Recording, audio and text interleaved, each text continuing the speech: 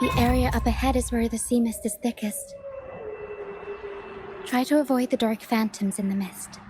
They could turn into tacit discords at any moment.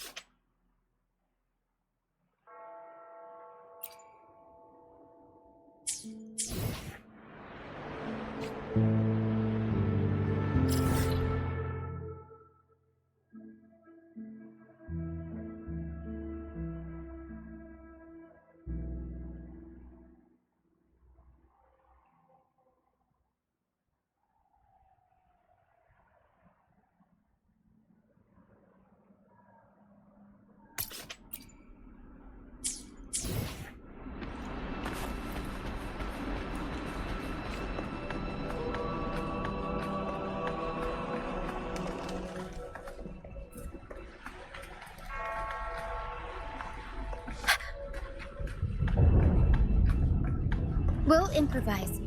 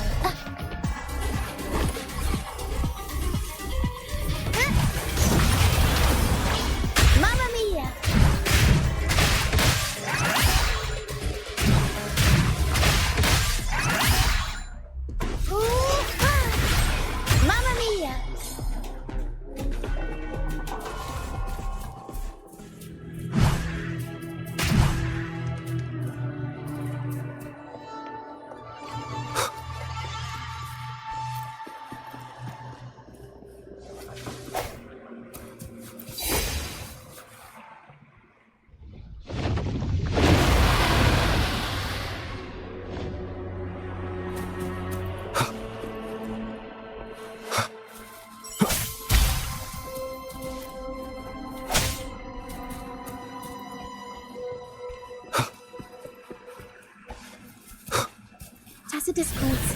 Watch out! What? I can't control my forte.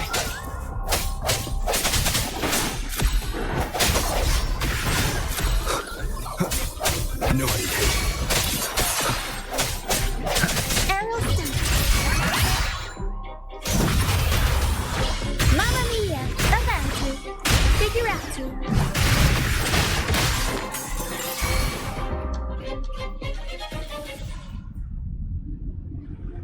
The The high levels of corrupted remnant energy in the mist are disrupting our frequency stability.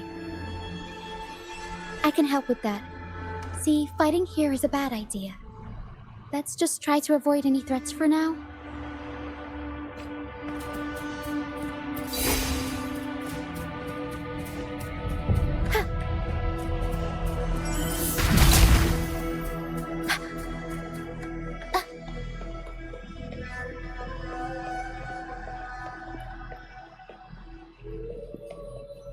Up we go, Carol! Ah!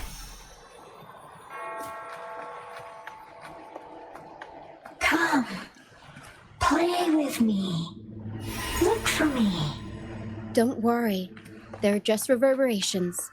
Pretend. Come, play with me. Look for me. I'm here.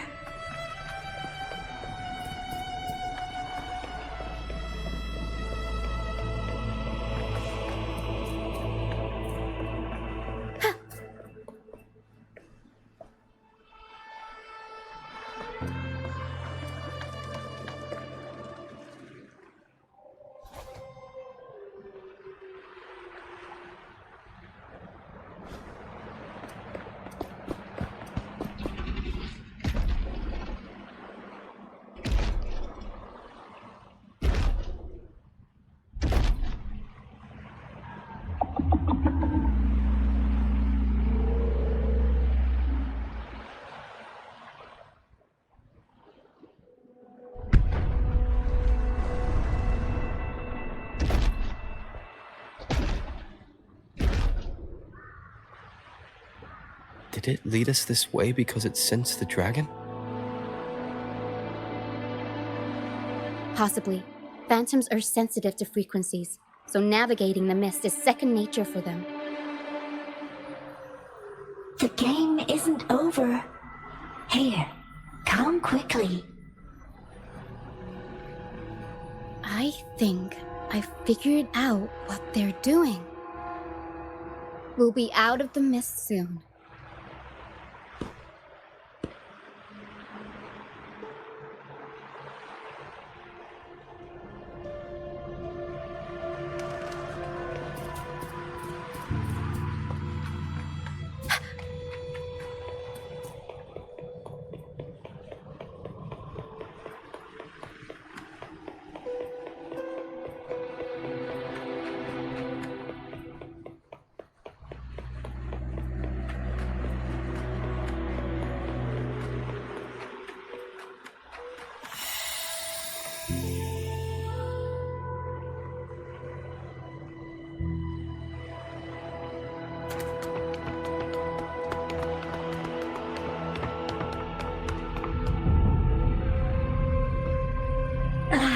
Rochia, you found me. I'll always find you, but maybe don't do this again next time. Why? Isn't this your favorite game? I wanted to play with you. I know, but as your friend, I worry about your safety. My friend? Excuse me. Are you Rochia's friend?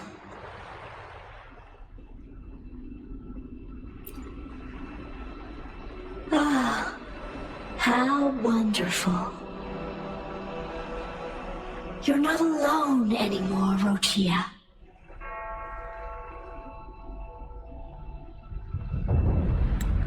Yes, I have friends now.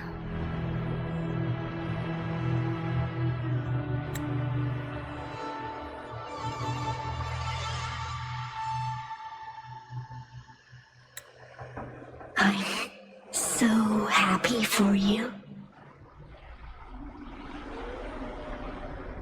All is well. Fly to the high heavens. We are born free, and our souls will soar even in death.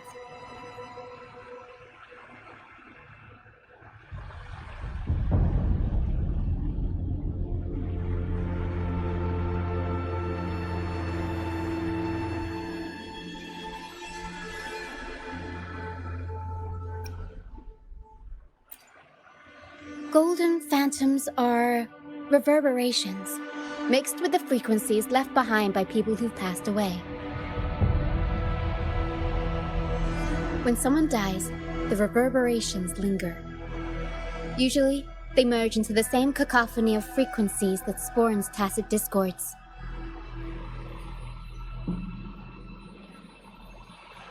But sometimes, a trace of their final will remains, and the mist shapes this into phantoms.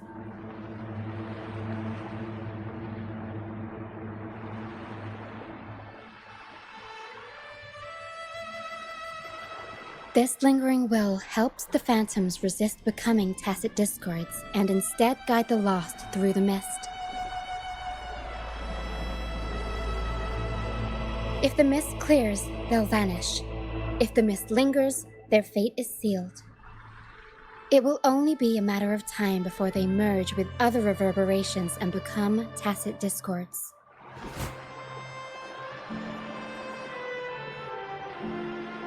Their final frequencies tend to cling to certain objects, like this Lucianite here. I collect them as proof that they once lived.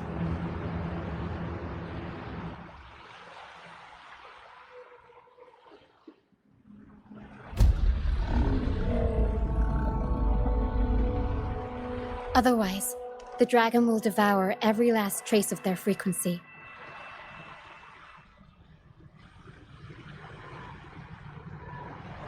The mist is thinning. That stranded ship ahead looks like...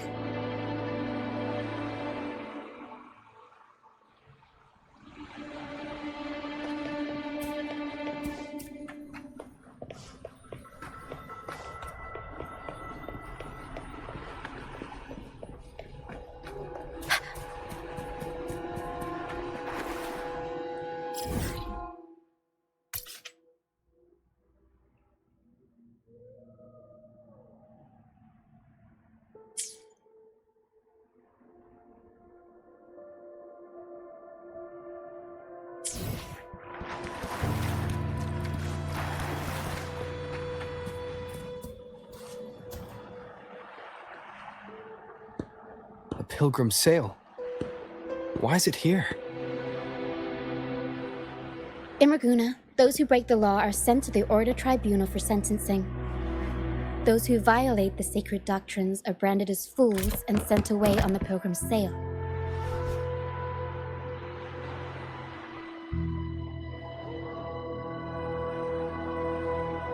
It's said that when the first dark tide ravaged Rinascita, the first Primus followed the currents on a rickety boat and met the Sentinel in person.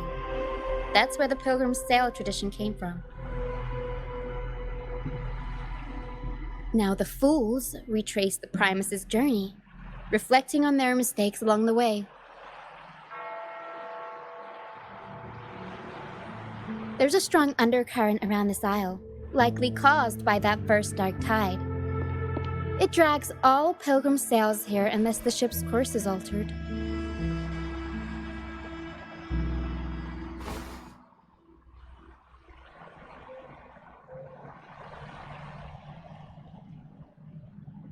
No reverberations on the ship, nor in the mist. The people must have escaped. But with the mist this thick, we need to stay on guard.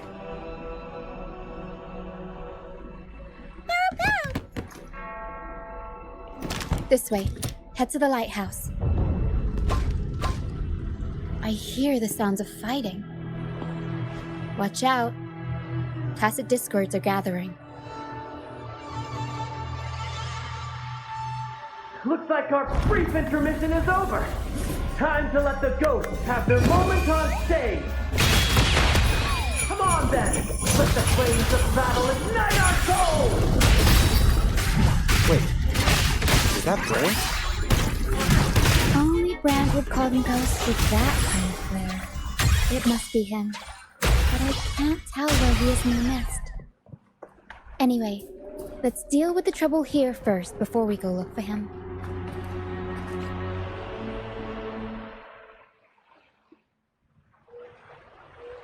The show's over, ghosts.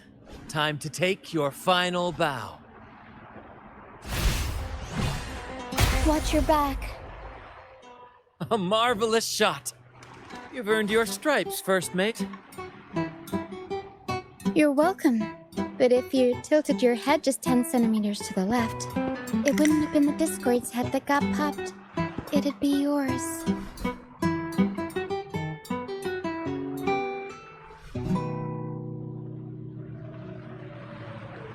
Not on your watch.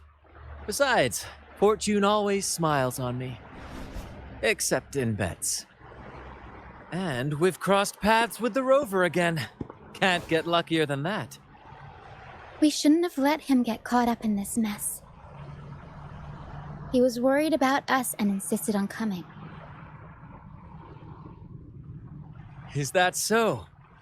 Then our gratitude to you is even greater for your timely aid.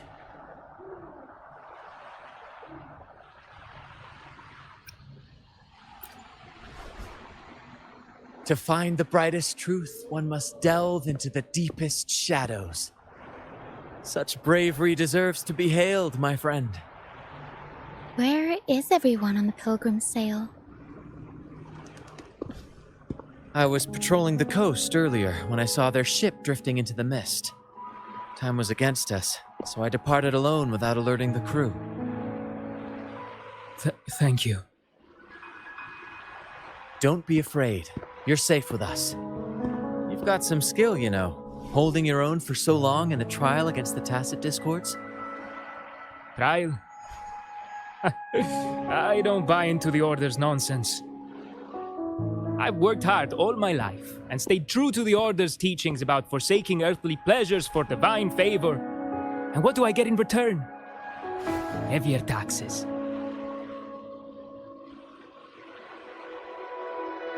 When pirates ransacked my merchant fleet, leaving me with nothing, I turned to the Order for help. They said it was a divine trial and left me to rot. I stood before the Sentinel statue, asking if my suffering was really their will. But all I got was silence. Why should I wait for peace in the afterlife when I could be living for today? How is that a crime? As for salvation, I don't believe in it. And I certainly don't need it. Here's a proposal. How about joining our troop? We are wanderers adrift upon the seas. Or perhaps you're more familiar with the name, the Troop of Fools? The Troop of Fools? Could it be? Yes, we are, like you, by the Order's decree, marked as fools. Fools on the pilgrim sail often meet their demise in a storm, or they're swallowed by the waves. Even if they do survive, they still face hunger, thirst, and the unforgiving wrath of nature. Maybe it's luck that brought you here so swiftly, and unharmed at that. Look around. This is all that remains of the pilgrim sail. This is always their final destination, where the fools meet their end.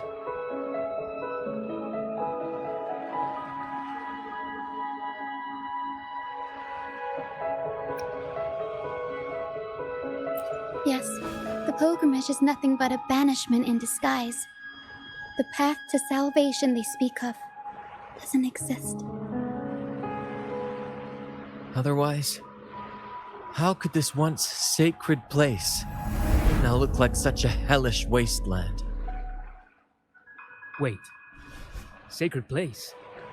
No wonder the others were talking about it on the ship. They believed the Order's promise that prayers at the sacrificial arena would grant them forgiveness. They must be heading up the mountain now. I didn't expect their faith to lead them that far. If only they knew it was just one of the Order's lies. Captain! First mate! We're here to help! More hands make light work. I called in some help to escort him back to the base once the mist cleared. Ah, the first mate's foresight is unmatched, and the three of us can head up the mountain. But beware, my friend. By the end of this pilgrimage, you will witness the Order's cruelest deceit. The dangers ahead will only intensify.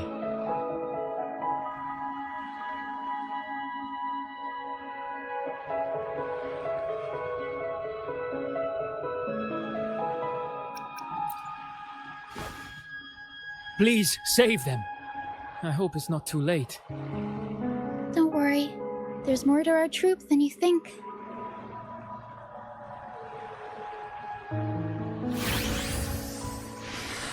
This wing ray can fly us up the mountain. You two go first. You'll find I'm very convenient to bring along. All right then. All hands, prepare to ascend!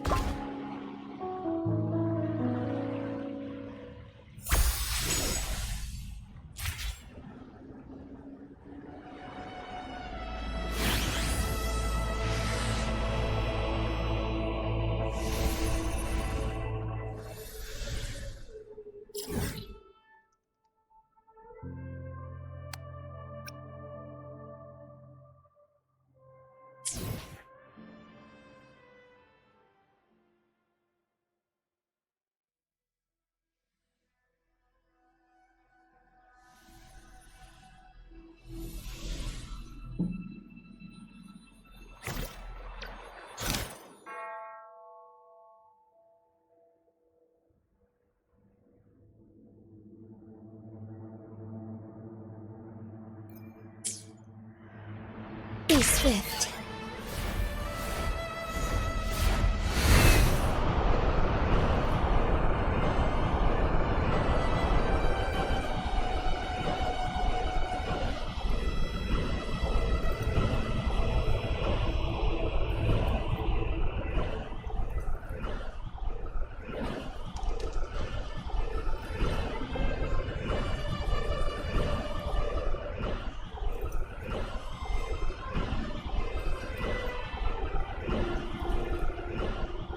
Tacit discourse incoming. Stay alert, everyone.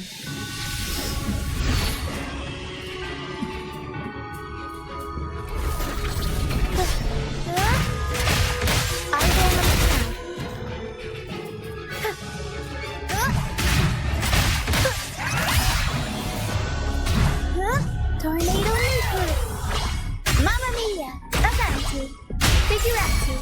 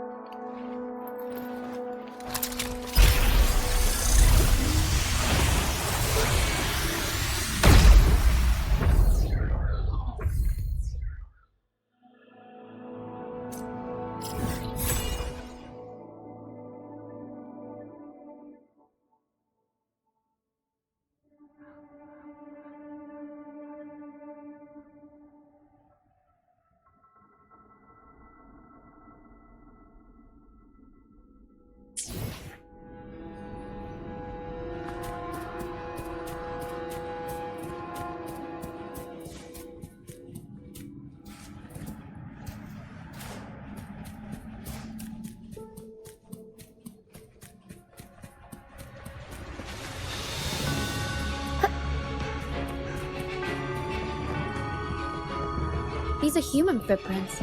Looks like they're heading to the arena. This is the only way up. Let's pick up the pace.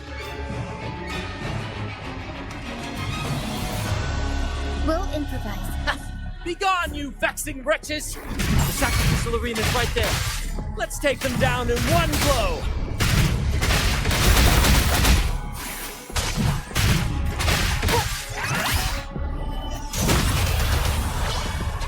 Mamma mia! Avanti! Figurati!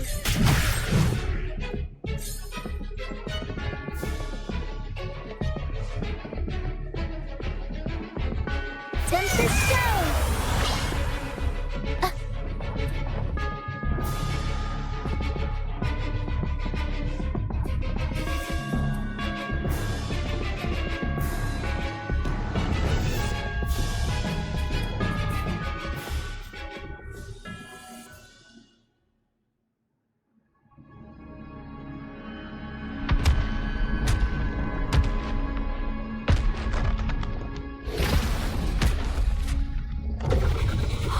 Divinity above, please have mercy on me.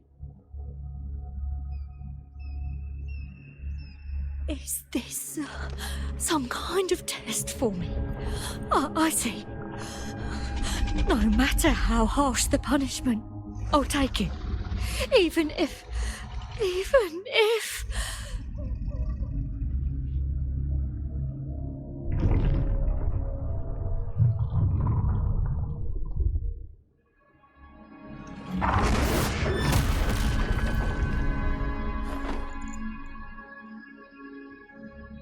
if it means death? We've never done anything that warrants paying with our lives.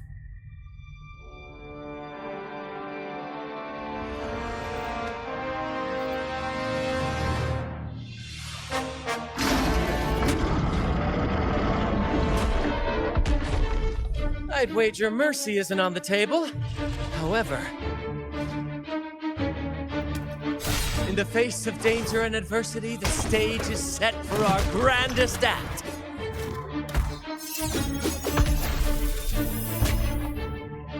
Brant, you handle the tacit discords. I've got the dragon. Of course. But with all due respect, shouldn't the captain be the one giving the orders? Just playing to our strengths. Take it, or I'll spill the beans about your wine stash.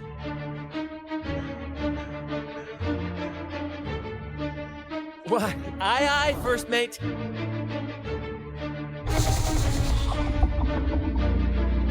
It's time to pay for what you've done, Dragon of Dirge.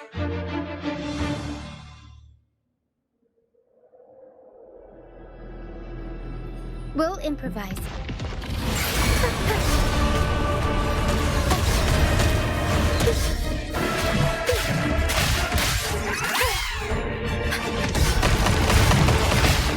Unexpected plot twist. Mamma mia! About you! Figure out.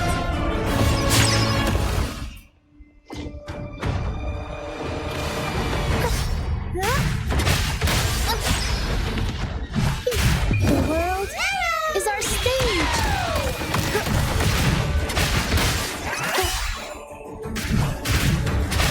Leave it to me.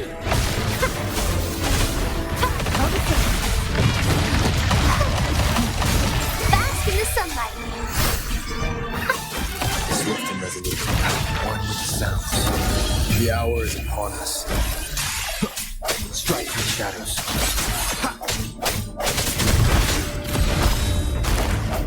No hesitation. Strike is one. Take four. Take flight. Thunder guide. Thus it ends.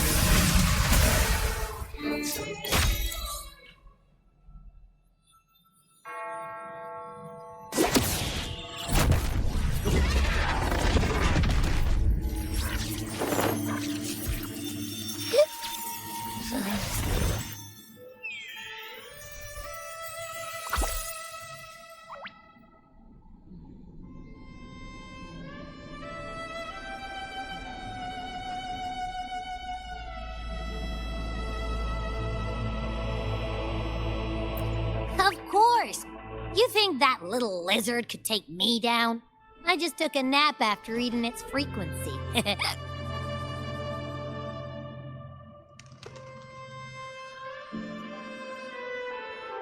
But seriously, that was close. The fire it breathed almost singed your hair. Good thing I was here to back you up. As soon as I realized it was a tacit discord, I went for it and ate its frequency. Piece of cake. But I gotta say, was a pretty hefty bite. I swear, I chewed it up, but it was hard to swallow. It wasn't the taste, you know? More like my digestion's been a mess lately.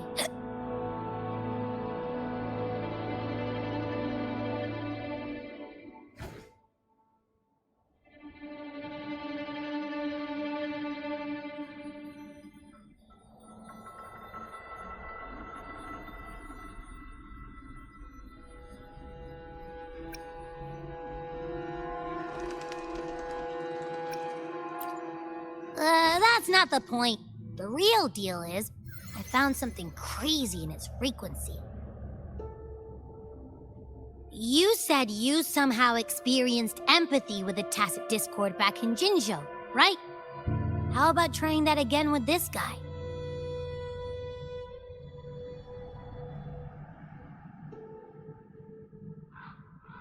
Trust me, this could be our big break.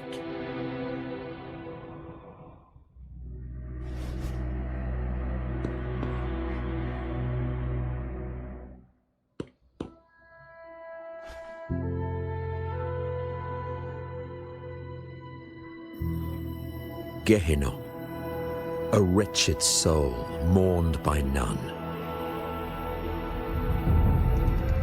You are reborn to fulfill our sacred rite, illuminate the path of salvation.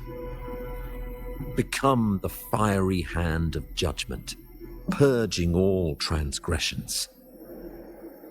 Cleanse every soul ensnared by their own indulgence. Those who cannot withstand the trial by fire shall forever be barred from our pure land.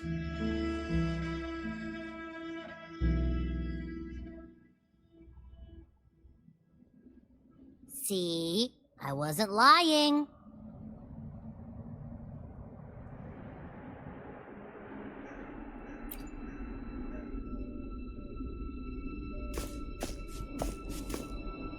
Tacit Discord's frequencies are perpetually fading, inching toward their end. Their only way to maintain their existence is to consume other frequencies as food.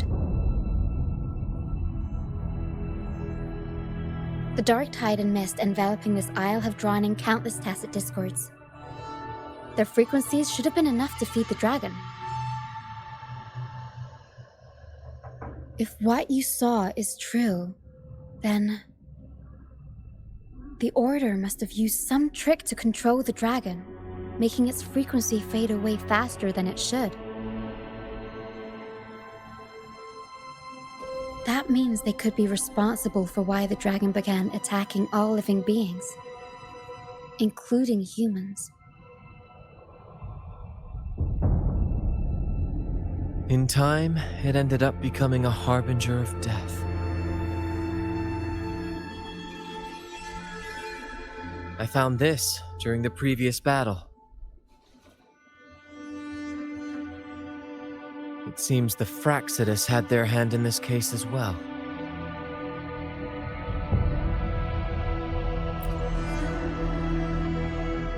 So you know them too. Seems we have much to discuss. Our troop usually earns a living by performing on the nearby islands. Sometimes we take on escort missions for merchant ships as well. That's how we first got acquainted with the Fraxidus. At first, they were just lurking about, raiding ships. But as the Carnival drew near, their actions grew suspicious. We noticed them lingering around a certain sea. Remember Cetus the Tidebreaker? The creature that attacked you when we first met? After we parted ways, we went searching for it to find out what had gone wrong.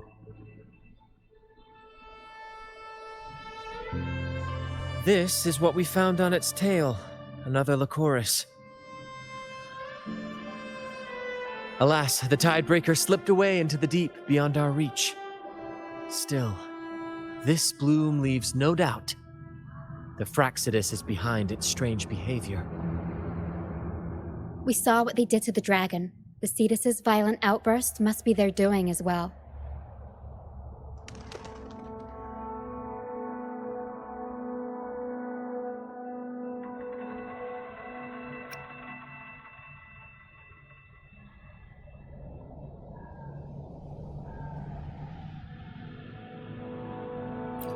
They say the Carnival is a ceremony to resonate with the Sentinel. Those who claim the laurel may be graced with a miracle, a direct communion with the divine. At first, we thought you were merely a curious traveler, intrigued by the Carnival and our Sentinel. But now, seeing how far you've come, there's more to your quest, isn't there? Our troop has always sought the laurel, and we won't sit back while others threaten the Carnival. If they're your foes, then our paths align. Remember I mentioned one of ours who once claimed the laurel? He wasn't with us when we first met, but once we reach our base, you can speak with him about the Sentinel. It won't be long now. After such an adventure, a well-earned rest awaits.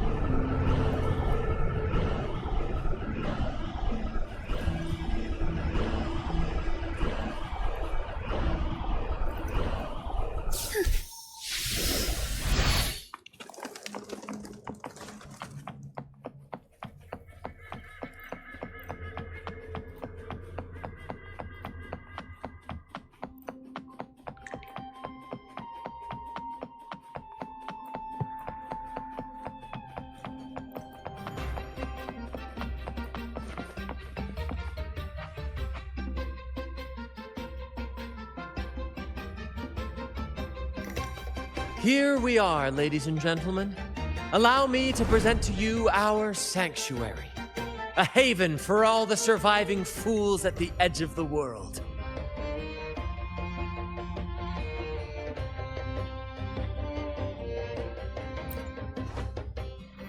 It is, my friend. We built this place from the ground up, and I dare say it's a triumph worthy of the ages. The mist does shield us from the Order, but it brings its own set of problems. Precisely why we must tackle its effects without delay. By the way, if you'd like to speak with Mr. Bardolino, our laureate, you'll find his tent deep within the base. Feel free to talk to the others while we handle our tasks. We'll catch up once we're done.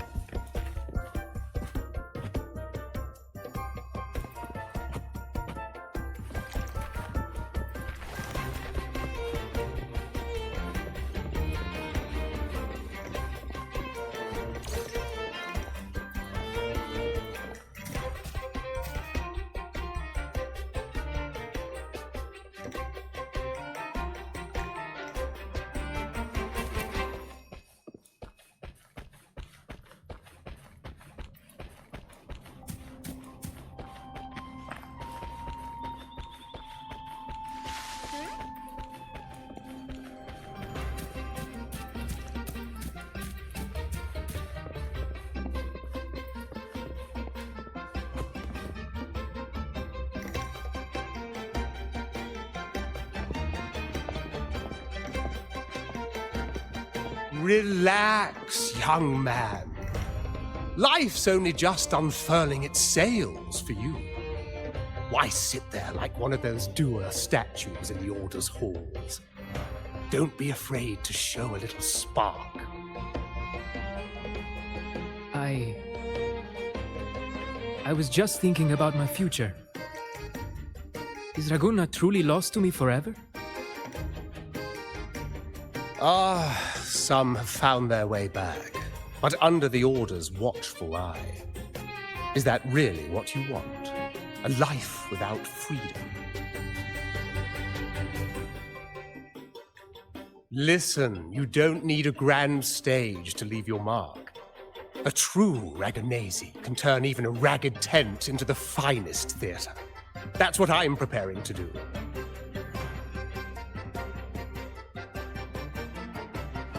I might be an old man now, but don't let that fool you. I was once crowned with the laurel, you know. You? Are you Mr. Bardolino? In the flesh. Ha ha ha ha!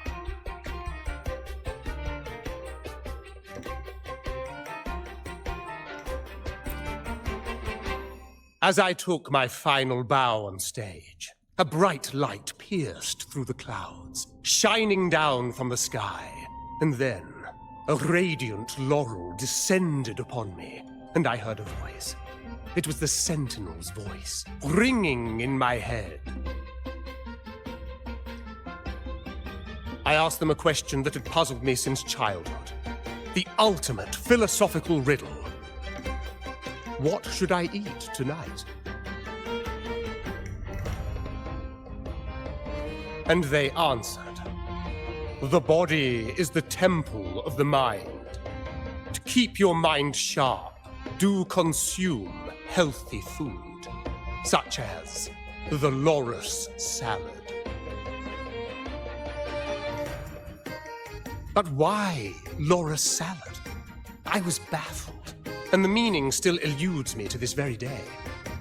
I've never been quick-witted, though, and the Order's doctrines never quite took hold. Acting, however, that is where my true passion lies.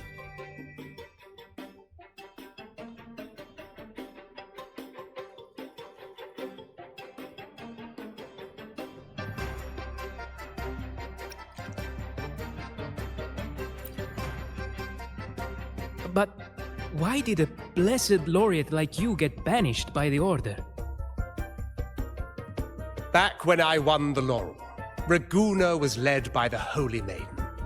She promoted all sorts of grand celebrations during the Carnival, an unceasing tide of revelry. Stages sprang up on every corner of the city, performances dancing through the streets, and shops adorned in vibrant hues. Even on rainy nights, you could still hear music playing in the square. Some performers wove their critiques into their acts. Sharp as she was, the Holy Maiden noticed. She refined city policy with each whisper of dissent. Ah, those were the golden days, my friend. The Holy Maiden once said that if she were to leave this world, she'd want no majestic tomb or a solemn funeral, but the grandest carnival as her final farewell. And then she really did leave us. The current Primus took her place, and in the name of mourning the Holy Maiden, issued all sorts of bans on the Carnival. But is that really what she would have wanted? The Order's grip tightened, and the Carnival performances were reduced to dull, monotonous shadows of their former selves.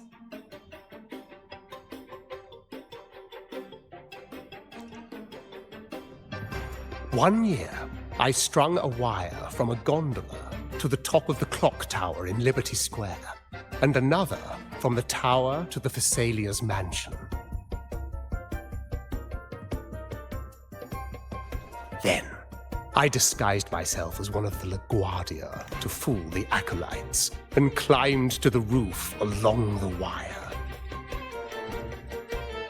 Midway through the Order's performance, I hopped on a wing ray with a cloudcaster, showering the entire city with flowers. Yes, it was a magnificent sight. The wing rays soared higher than the acolytes could reach. They couldn't do anything but watch golden pink petals rain from the sky for 3 whole days. They struggled to clean up the flowers from the streets, and it took a downpour to wash them all away. That cloudcaster, adapted from a music van, became the prototype for the one we use on stage today.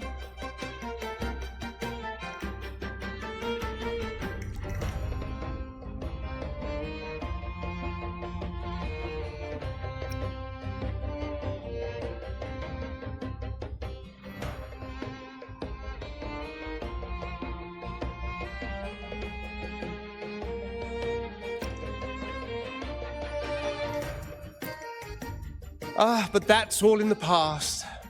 To this day, I'm still not sure what crime they pinned on me. Maybe walking the wire without protection? Anyway, I'm just an old relic now.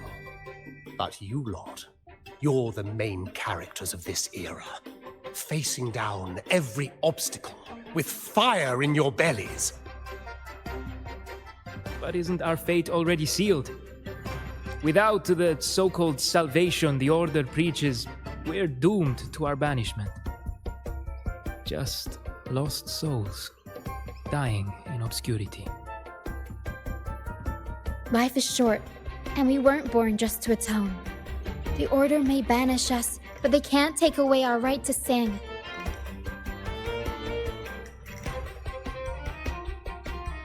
Death is one of many possible ends, but it's certainly not the worst.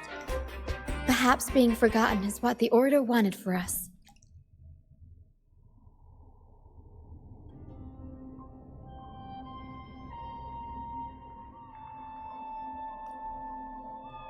They want to erase all traces of our existence, grind us into dust and drag us into the abyss.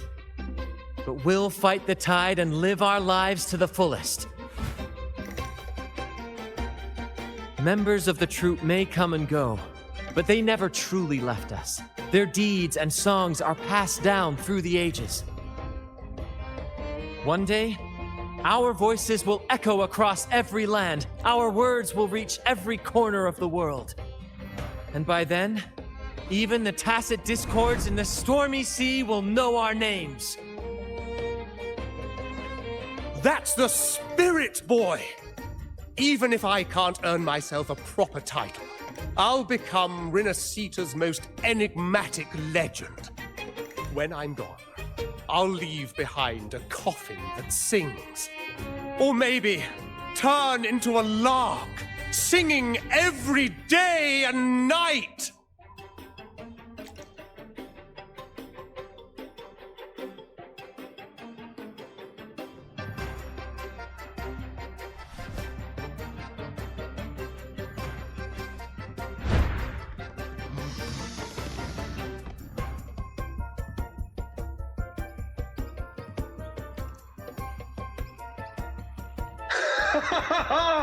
What say you, Brad? Do you like this stage design? It could be used for this year's carnival.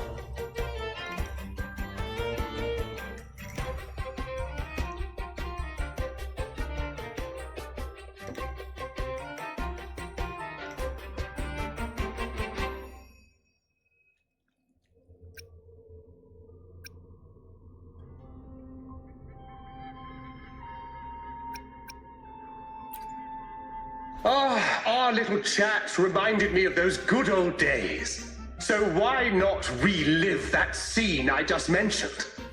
I still remember that famous line. Even without wings, we can still soar to the heavens. Now that you mention it, that is a very good question.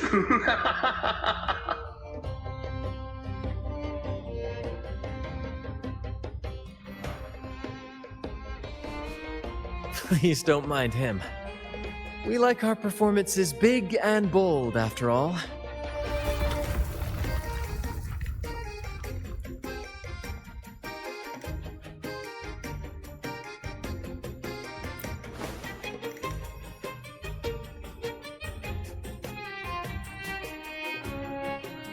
That fight with the dragon probably messed with the mountain's stability.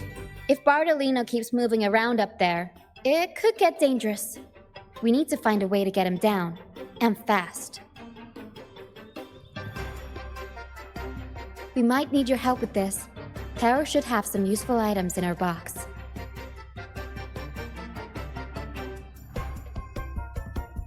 We've got a cloudcaster that can conjure up some fluffy cloud cushions. They'd make the perfect stairs to reach Mr. Bartolino, or catch him for a soft landing. But some of its parts have been borrowed by other troop members.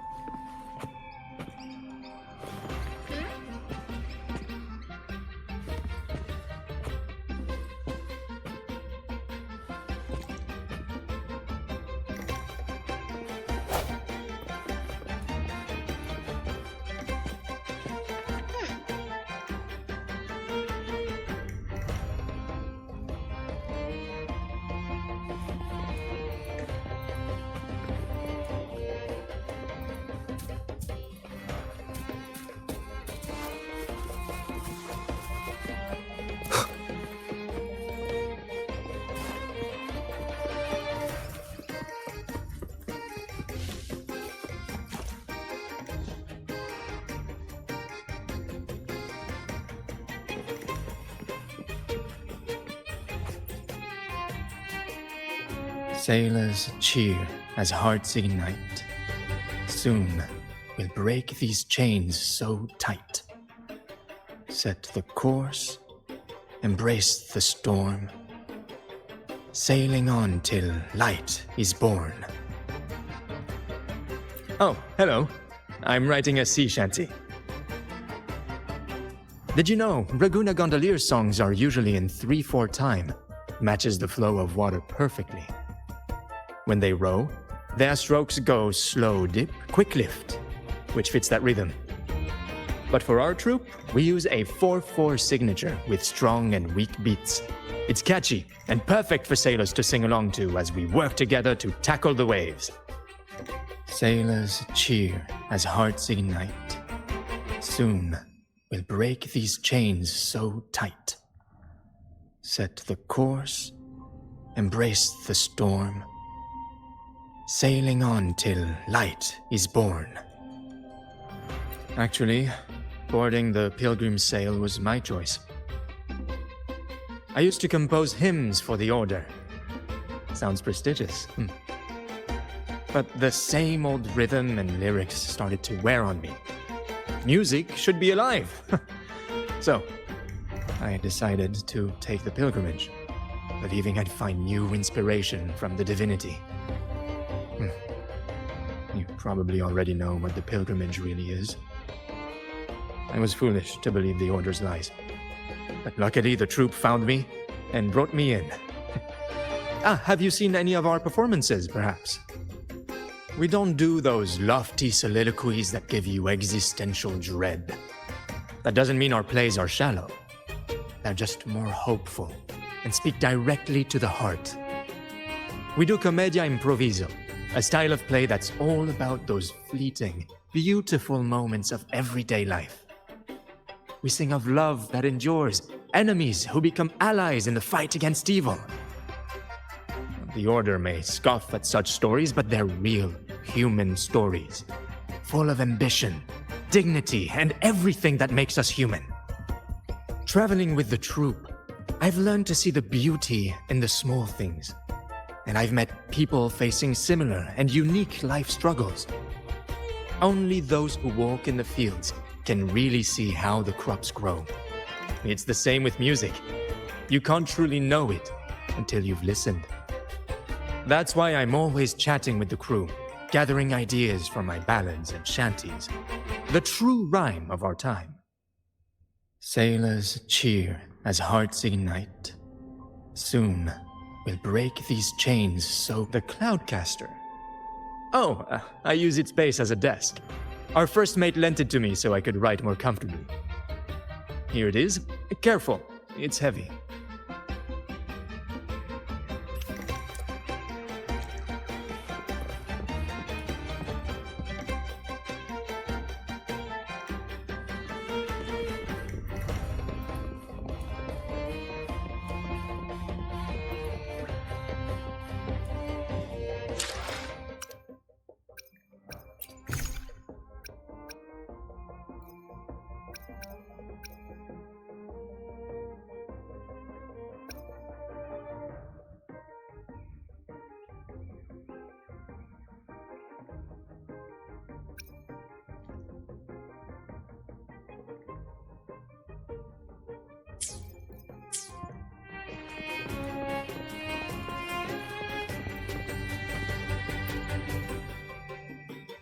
La la la la la la la la. I'd rather be a wild flower, ignored by all in my own power, than a rose that bends and sways, bathed in grace, but lost in dismay. Isn't it obvious? I'm practicing for the carnival. I'm the troupe's soprano and helmswoman. Steering Rinascita's echo ship isn't just about strength. It's about resonating with the echoes. After years at sea, I've learned that some echoes are sensitive to our songs and will react to them in different ways. The Order warns of sirens lurking in the stormy sea's mists, but they don't scare me. I'll show them who the real siren of these waters really is. I'd rather be a wild flower, ignored by all in my own power. Who knows? Ask the Order and they'll give you 100 reasons. I can't even remember how long I drifted on that pilgrim sail, but the troupe found me just in time and took me in. What's past is past. It's the present that counts. Let go of the bad days and enjoy the moment.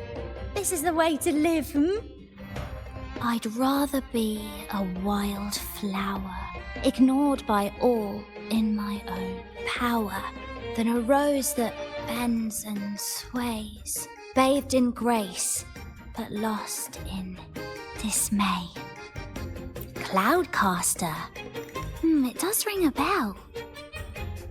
Here, the resonance unit. It helps me find the right pitch and rhythm. Works like a charm. You should give it a try too.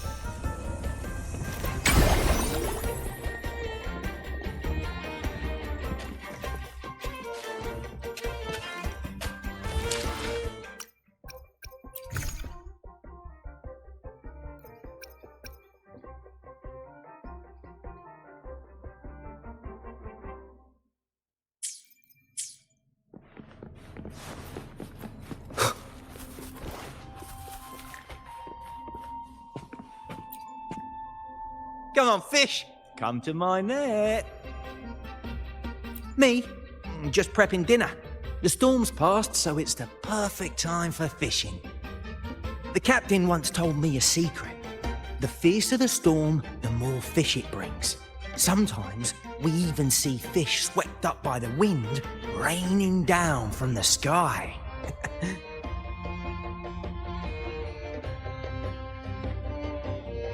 Usually, yeah. But when we dock on an island, the captain and first mate will buy some other food from the locals. Come on, fish! Come to my net! Back in Raguna, I was just a fledgling fisherman when I accidentally caught an Arasti. Turns out, it's a sacred fish, only meant as an offering to the Sentinel. Mortals aren't allowed to catch it, but it swam right into my net. Not really my fault, was it?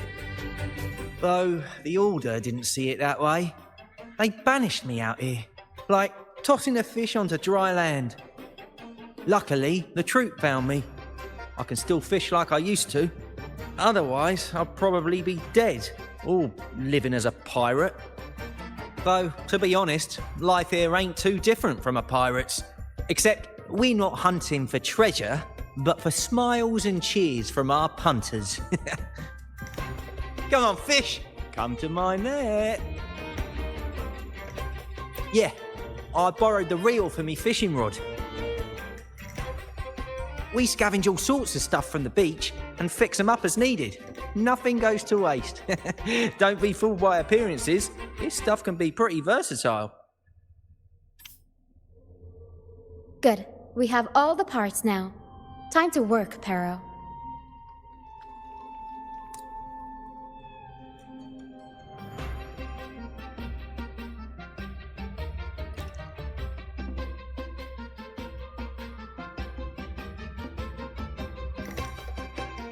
Everything's set for takeoff. Let's position a cloud cushion beneath Mr. Bartolino. Then we'll pop the balloons and bring him down safely. Although we might need a bigger cushion. The Cloudcaster's resonance unit responds to song. The louder our singing, the more powerful the effect. In that case... All right, friends, old and new, come and join this sing-along!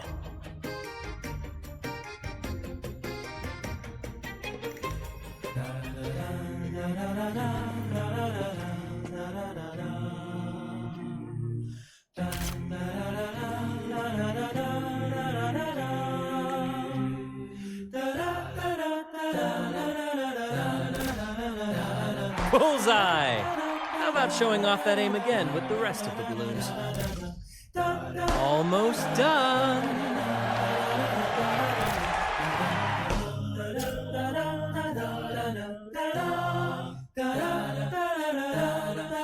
Oh, thank you, dear boy.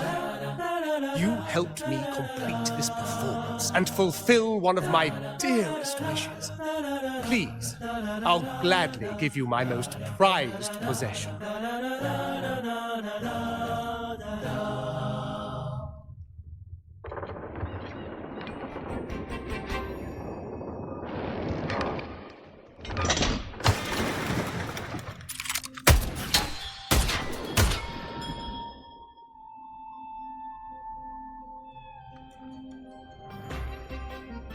Apologies for my late arrival to such a magnificent performance. Did I miss anything? Oh my, oh my. What an honor to witness the beauty of our generous benefactor. Thank you, my lady, for rescuing this humble soul in his moment of need.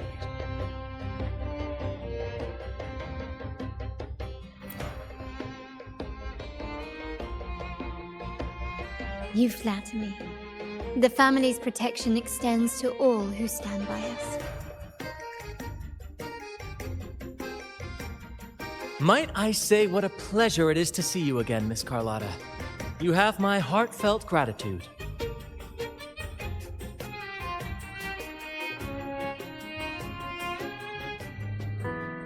Is everything going smoothly with your family, Miss Carlotta? Yes, thank you.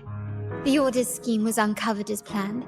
Uncle Capulet was rescued, and Grandfather has handled the rest.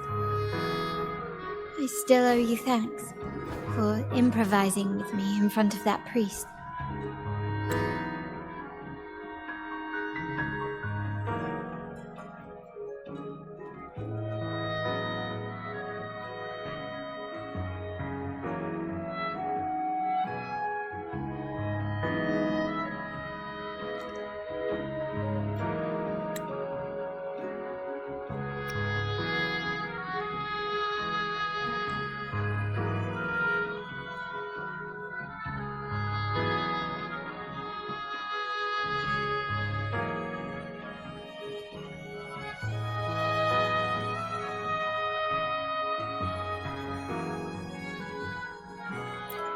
You've got a sharp mind. No pain, no gain, as Grandfather used to say. I'm pleased we're on the same page.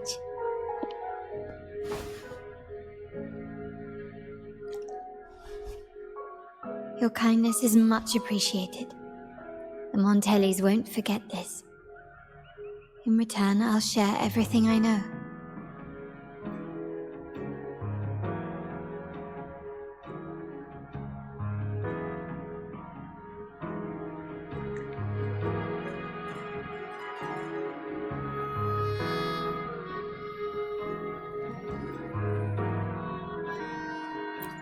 I believe you've noticed that the Order has been undermining the family under the guise of its doctrines. Alienation, monopolization, just a few tricks up their sleeve. Their true motives, however, run deeper. Their alliance with the Fraxidus speaks volumes. While we don't know the full extent of their conspiracy, one thing is clear. Their sights are set on this year's carnival. The carnival is likely where you'll find clues about the Sentinel.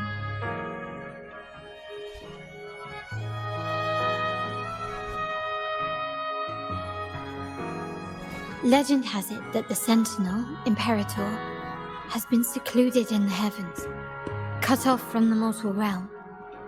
The last record of the Sentinel is from the Carnival a decade ago.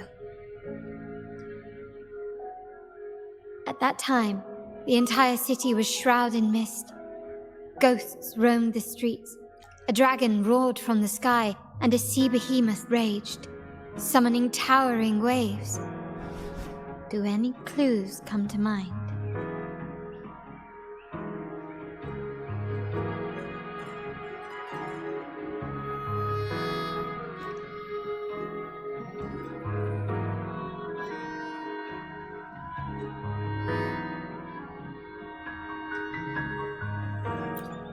The mist might be coming from the remnant clouds in the Nimbus Sanctum. Lorelei has the power to purify and control them, but the Fraxidus interfered. Remnant clouds corrupted by evil will disrupt Echo's frequencies. If the mist had spread to the city, it would have stirred the Echoes into chaos.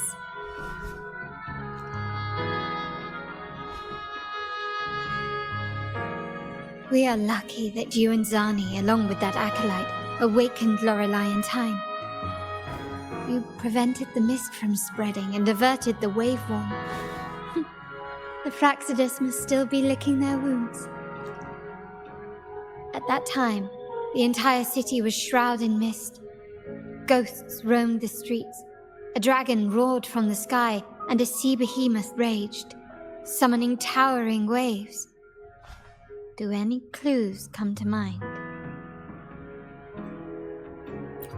The Montelli traders used Lycoris in experiments to turn Echoes back into tacit discords. If they were successful, the ghosts seen 10 years ago may have also been created this way. Ghost is just a dramatic name given by the Ragganese for tacit discords. They look nearly identical to Echoes, especially in the mist.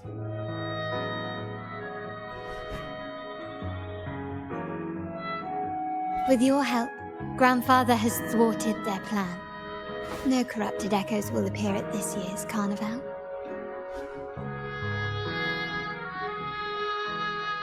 At that time, the entire city was shrouded in mist.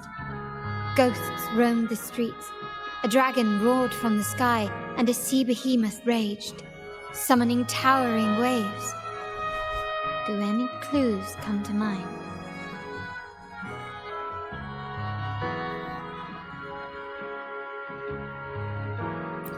The Order has allied with the Fraxidus to control the dragon. From what I saw when I connected with its frequency, they might be planning to command it to attack Raguna during the Carnival. After the Tacit Discords took over this isle, the Order used them as an excuse to forbid any entry. It might be their way of concealing the dragon's existence. But without the Lycoris, the Dragon of Dirge is now off the table.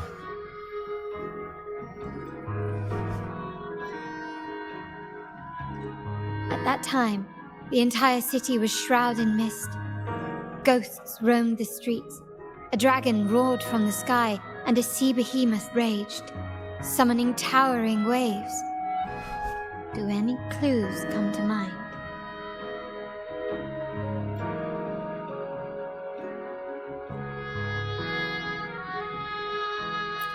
The remnant clouds spreading, experiments to turn echoes, and the dragon's manipulation. The Order plans to recreate these disasters at this year's ceremony.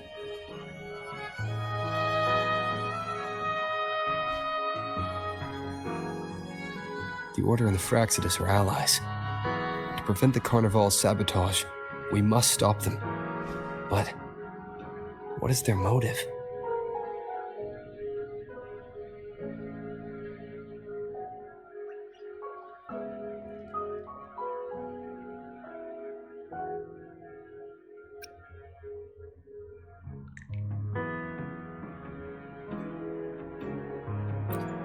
The Primus called it a divine punishment, and took the opportunity to appear as a savior.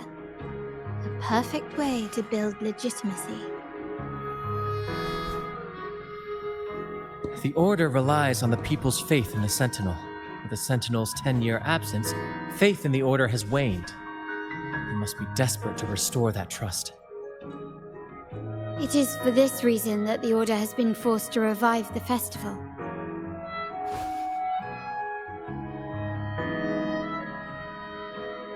Let's consider the implications.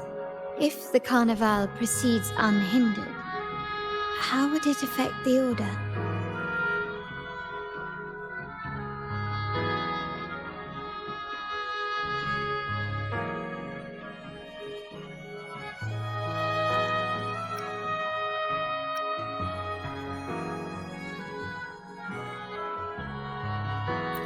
The current Primus claims to be the Enlightened One, the Sentinel's Resonator. However, based on the prophecy we found in the ruins, this role is meant for the young maiden who is destined to heed the divine oracles during the Carnival. The Carnival is the only time humans can directly communicate with the Sentinel. Normally, it's the Primus who conveys the Sentinel's words. A successful Carnival offers a chance for citizens to meet the Sentinel in person. But for the Primus, and possibly the Order, it poses a threat if they've been fabricating the oracles. To sabotage it while still maintaining their authority, they partnered with the Fraxidus. The Fraxidus will cause chaos during the Carnival, and the Order will swoop in as the saviors, restoring public trust just as they did before. So far, you've helped us crush 3 of their schemes, but one remains.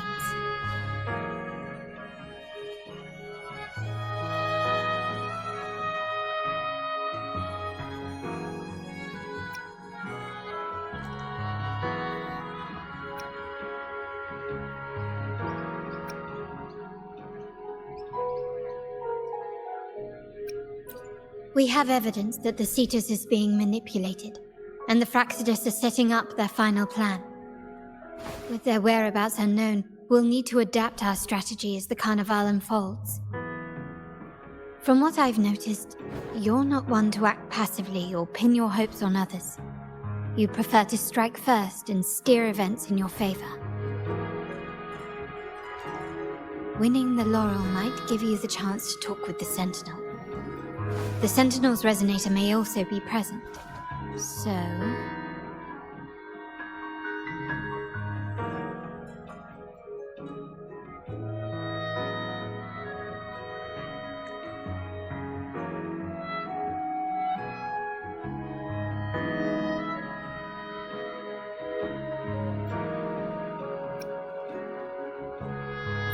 Our aim has always been clear: to restore the Carnival to its former glory with a performance for the ages.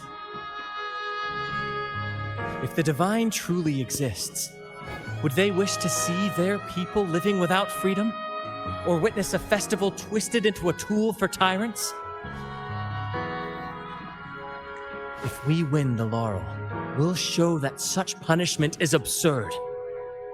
But if that's truly their design, we shall break those divine shackles ourselves. Whether divinity exists or not, we will fight for Raguna's freedom, where everyone has the right to live and pursue a future of their own choosing. The Montellys share this vision. Only in a free society can a fair and open market thrive.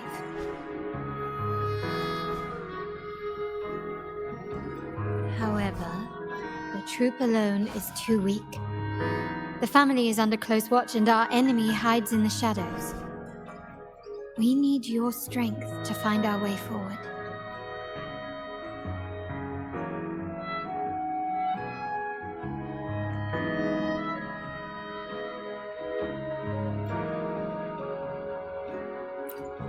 Thank you. I'm pleased we've reached an agreement once more.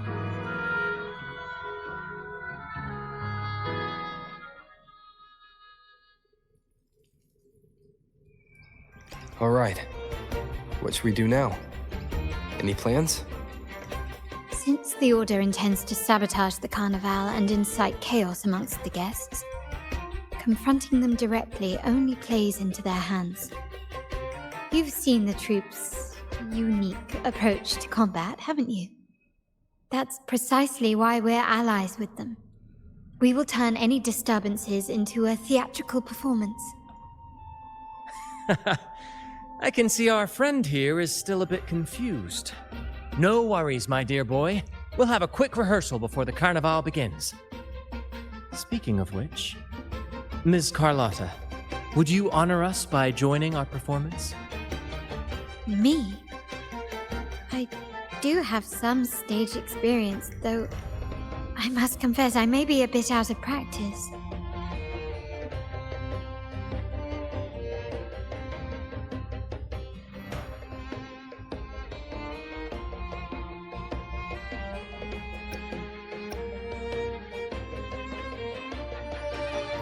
We don't know what challenges we'll face, so your help will be needed, Miss Carlotta. Plus, it's a chance for you to get to know our methods. If you insist. Wonderful!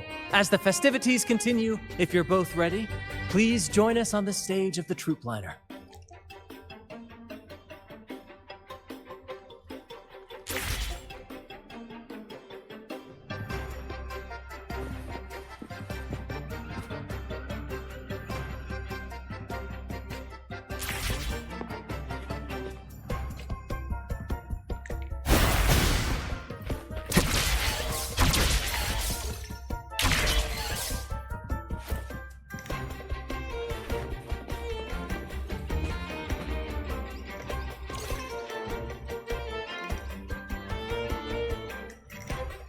Our rehearsals are rather straightforward. No scripts, just pure intuition and our senses guiding us. That's what makes Commedia Improviso truly come alive.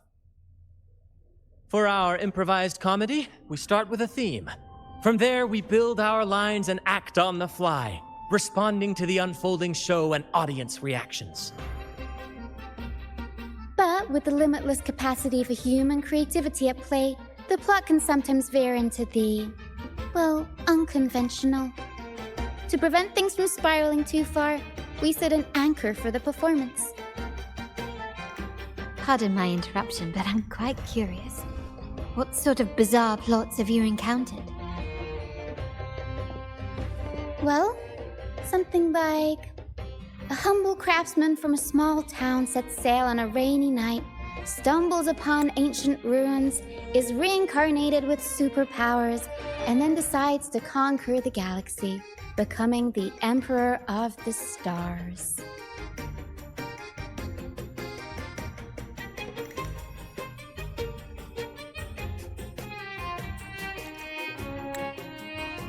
So, we draft a basic outline that assigns roles and guides the plot's direction.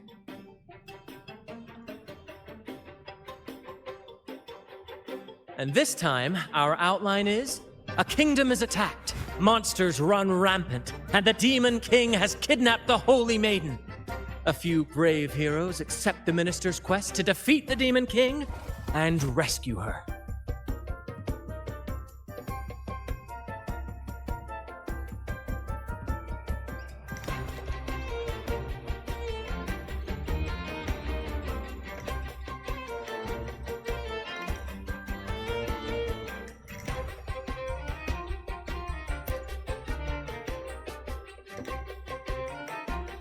This outline holds special meaning. We want to pay tribute to the play once performed by the Blessed Maiden herself, which was also about a hero facing a demon king. Good people have their wishes fulfilled, heroes appear in a time of crisis, justice triumphs over evil, and united friends are undefeatable. This is the tale the Blessed Maiden once told, and it's a universal story we want to portray. To me, the world is a stage, and performing is much like combat.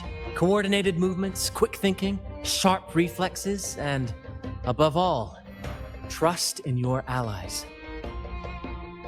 What I'm getting at is that you both are very skilled and capable. We don't have many do's and don'ts, so relax and express yourselves freely on stage. This rehearsal is to help you get familiar with basic stage movements, techniques, and the troupe style, and to build good rapport. Exactly. I'll handle the stage lighting, Brant will narrate, and the rest will take on the role of the audience. If you're ready, let's begin.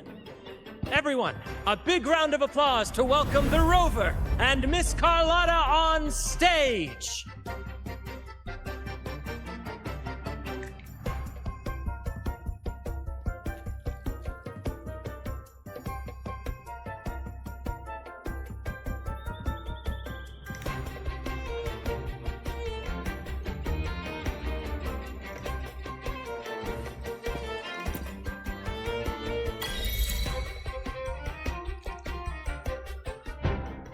All right, next I'll spin the prologue of our tale, setting the scene for how our brave heroes first crossed paths. Once upon a time, a hero roamed the world. Undaunted by the lack of a divine vessel, he embarked on a perilous journey across tempestuous seas. Alone in the dark, a young girl of untethered spirit soared against towering barriers with wings of defiance. The winds of fate brought them together.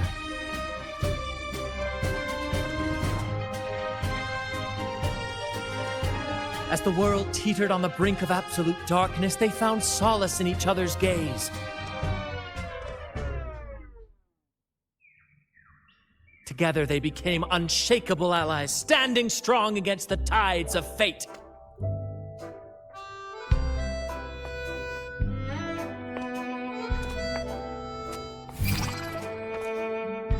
Even if light were to fade from the world and the stars cease to shine, they would still blaze like the sun forever.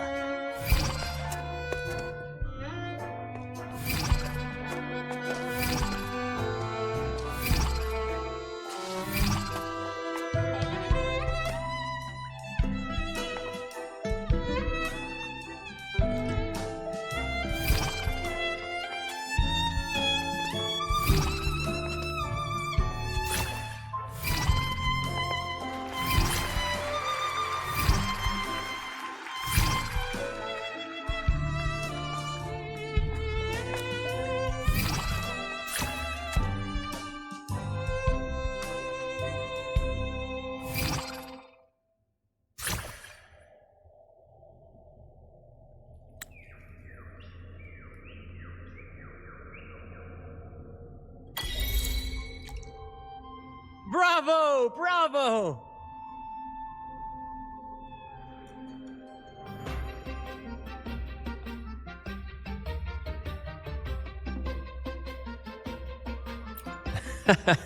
Seeing your chemistry, I decided to take a little creative liberty with the story. Anyway, it didn't stray too far from the outline, right? The thrill of improvisation is in its unpredictability.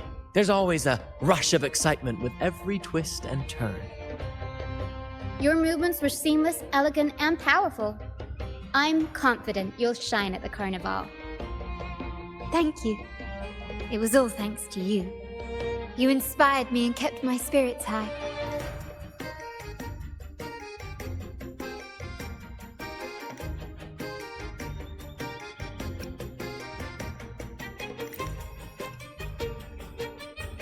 You'll master it in no time, I'm sure. All right, that's enough for today. Let's save the grand reveal for the Carnival. Oh, and speaking of which, there's still something we need to prepare for you, isn't there? You mean the essential item for the Carnival performance? Don't worry. I've taken care of everything. Oh, so it's handled then. I can't wait to see it.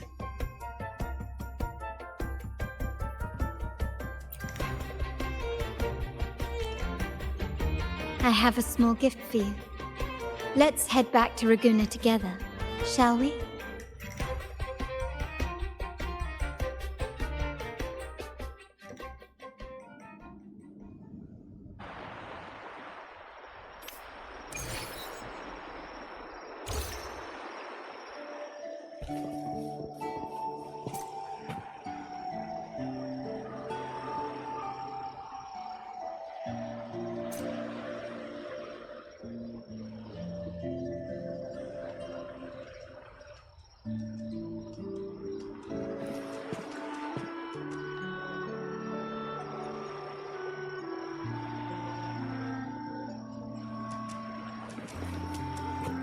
This way. Please, follow me.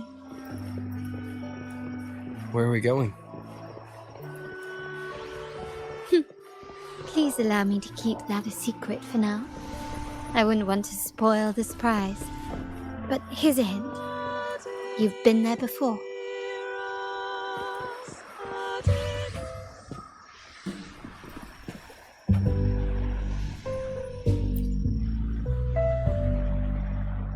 Oh, dear Lady Carlotta, thank the Sentinel you are finally back. I was just about to close up shop to prepare for tomorrow's carnival. You have completed my request, haven't you? Of course, Lady Carlotta. You should have more faith in my skills. Here you are. A small token of my appreciation. Abby, I have something for you as well. Wow, really? I get a gift too? Ha! You're so nice. Ah, so that's why Lady Carlotta was so insistent on using only the finest materials and meticulous craftsmanship for this piece. For a moment, I feared she'd lost faith in my skills and was plotting to hand over the shop to someone else. Now I see why this little creation was so important to you, Lady Carlotta. Nyala, you do have a flair for dramatics. Anyway, why don't you unwrap it?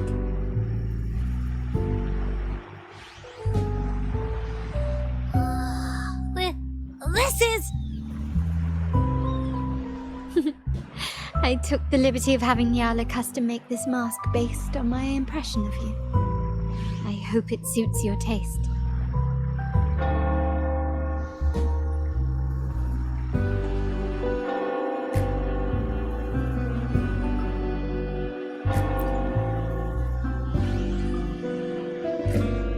I'm pleased you like it. The Carnival is a splendid reverie, and the mask is its passport. May it help you navigate the Carnival with ease, and let you enjoy it to your heart's content. We will, for sure.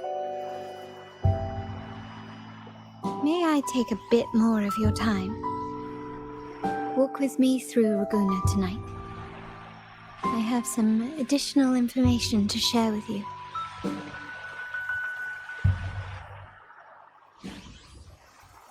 Raguna.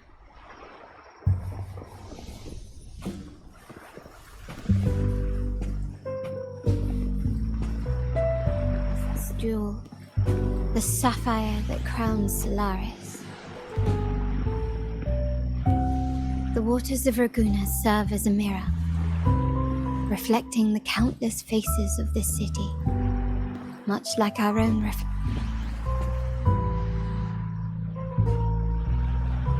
There was a time when the currents swept us into the jaws of uncharted waters, where relentless storms and voracious waves awaited. But after weathering such trials, they revealed to us a hidden gem, the shores themselves. My family has always been drawn to the thrill of a new voyage. One stormy night, fate decided to play a hand. What we discovered there on that island, the technology and novel ideas, was nothing short of a blessing in disguise. There exists only one relatively safe route from the Black Shores to Raguna, a path known solely to the Montelli family. As long as you stayed on this course, you were bound to encounter the truth. My family has always been drawn to the thrill of a new voyage. One stormy night, fate decided to play a hand. What we discovered there on that island... Exactly. When we heard the Black Shores were hunting for a legitimate entry into Raguna, I thought, why not bring them into our little venture? Hence the invitation. My family has always been drawn to the thrill of a new voyage. One stormy night, fate decided to play a hand. What we discovered there on that island, the technology and novel ideas, was nothing short of a blessing in disguise. Our intentions might not be as grandiose or ominous as you think. We seek liberation, and to achieve it, we're pursuing the truth behind Rinascita's origins. Legend has it that when people first arrived on this island, Genesis Nexus was already here, welcoming them. The prevailing belief is that the Sentinel gifted us this technology, and despite nobody ever seeing the Sentinel in person, we talk with them through supposed telepathy. Notice anything strange about that story?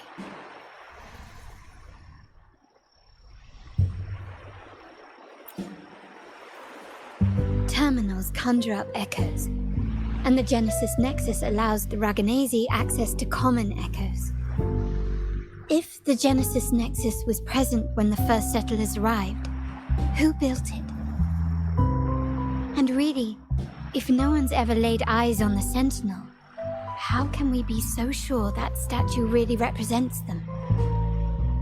It seems to me the Order might have spun us a tale, hiding the true origins behind their grand myths.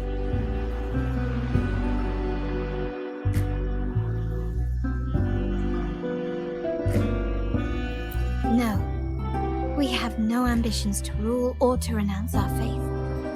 And really, this city should not be ruled by any one entity. The hour grows late. I have arranged accommodations for you at Palazzo Grotta in the south. Let us walk there together, and I can share a story along the way. Think of it as a bedtime tale. I learned it from the troop. It's about Fleur de Lis, the Blessed Maiden.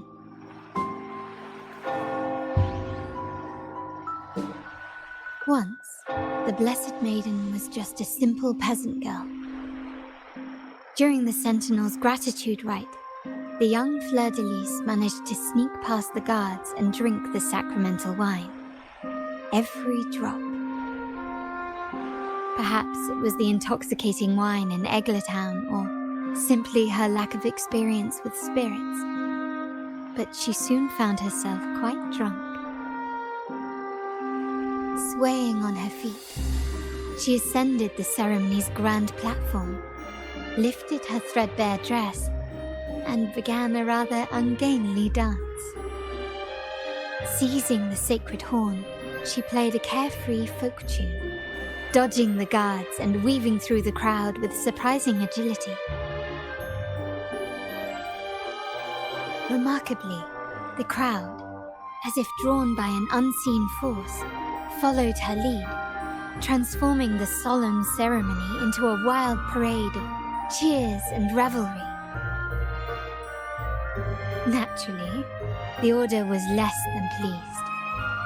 The pilgrim sale did not yet exist, so Fleur-de-Lis faced 3 days of confinement.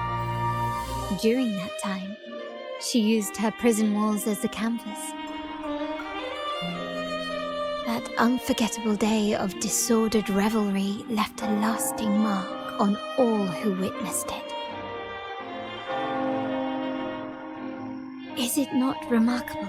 A rebellious girl, chosen by the Sentinel to become the Blessed Maiden.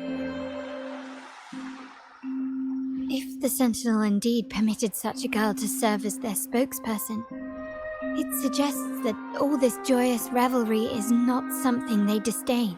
Perhaps they too enjoy poetry, painting, tears, laughter, romantic tales of knights, and dancing amidst crowds, much like ourselves.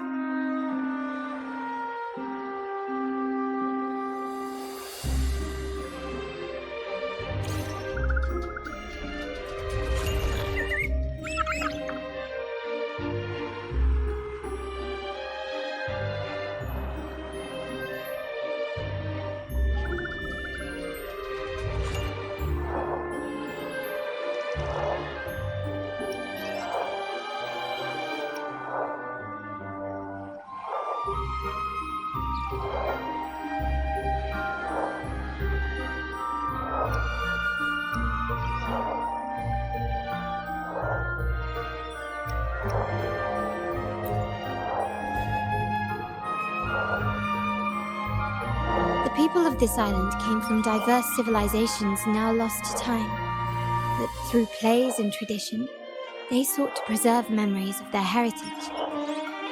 In the past, while the clash of cultures led to conflict, the Raganazi united through faith, restoring balance even if precarious.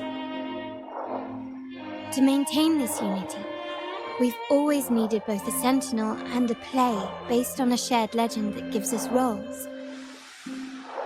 Yet this play has endured for so long that we've become defined by our roles. Noble, commoner, believer, merchant.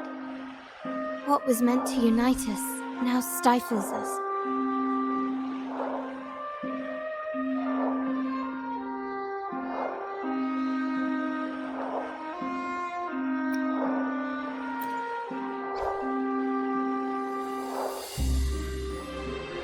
Now, we yearn for a day when we can truly set aside our titles and positions, express our true selves, and join together in celebration.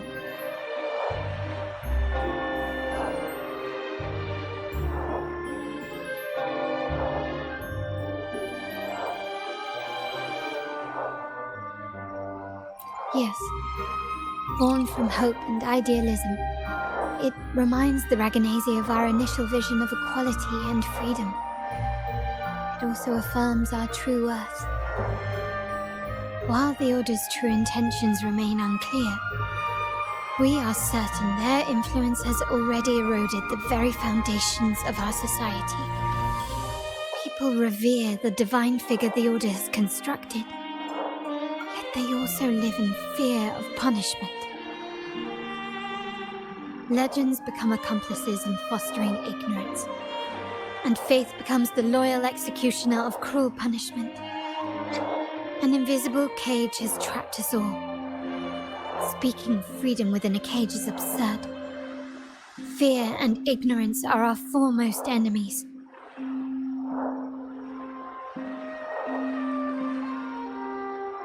This year's carnival will spark a flame fierce enough to burn down that cage.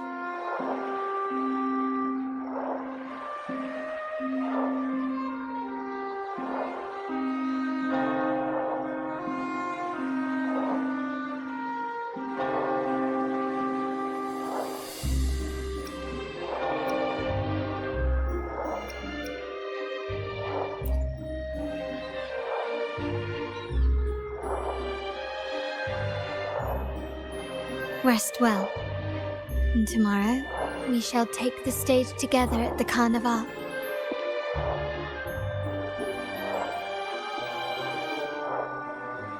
Good night. May your dreams be sweet.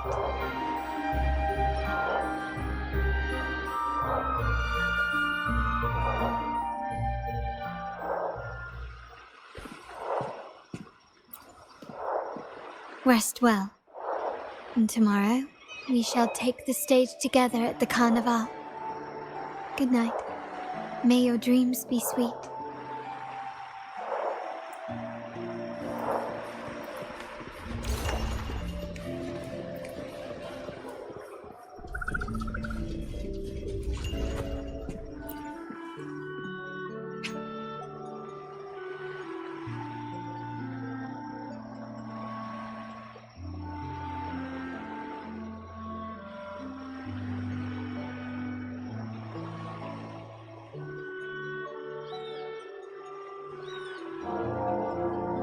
Welcome.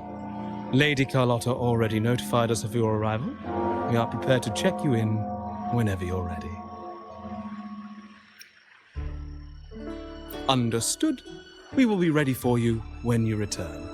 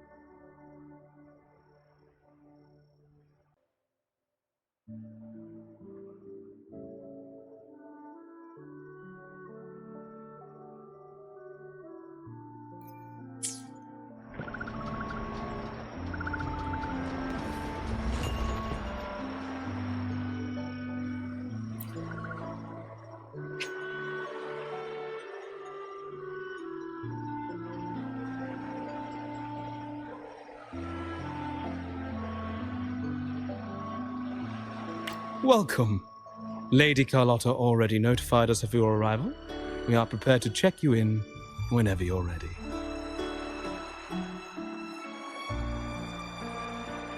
Very well. I'll escort you to your room immediately.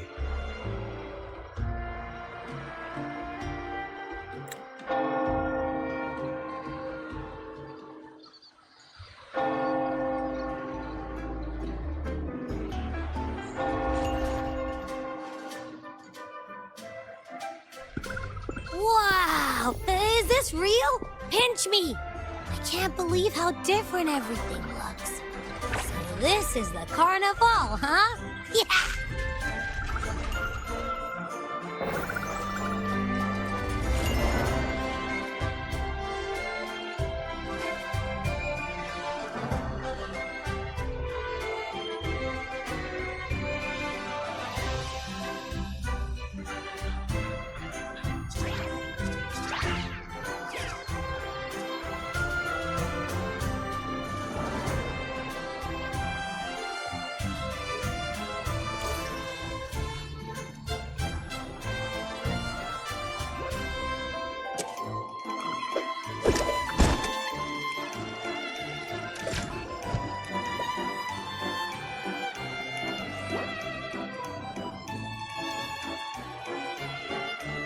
Wait to explore. Oh, by the way, it's been a while since we last saw Zani and Phoebe. Wonder what they're up to right now. All right, let's go. We should also keep an eye out for anything unusual along the way.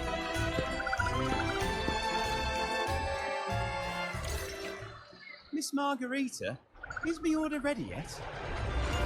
I was about to say, I have been waiting quite a while.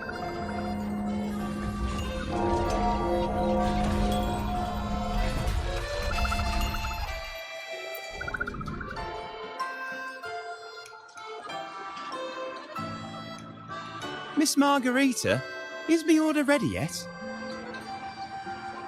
Yeah, I was about to say, I have been waiting quite a while. Sorry, we're swamped with orders. Becky and I are doing our best, but it's a bit chaotic. Becky seems to be having some issues too.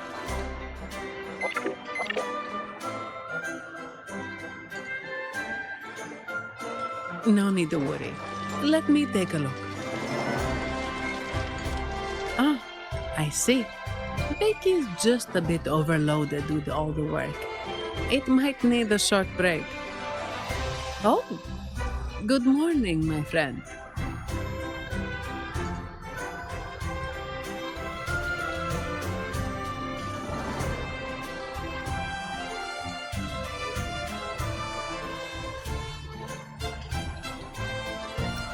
I'd love to, really. Look, see the smiles? However, it's crystal clear to me that keeping things running smoothly is a top priority right now. Lady Carlotta has already briefed me on your plan. Along with the other family members, you can count on my full support.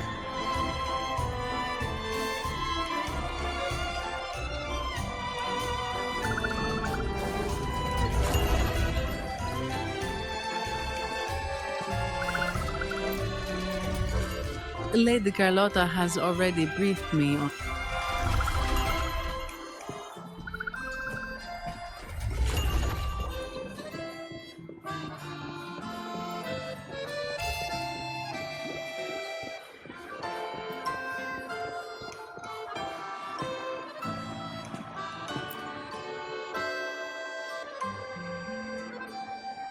Is that Seamoss from the Pioneer Association?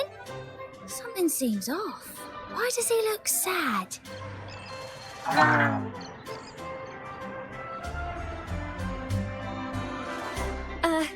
Seamoss has been so busy taking photos for everyone else that he hasn't had the chance to take any himself.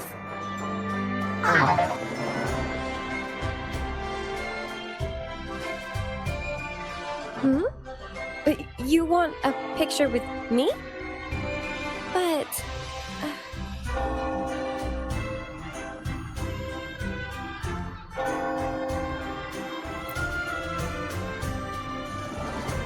Oh, hello. Well, thank you. Yes, a photo would be wonderful.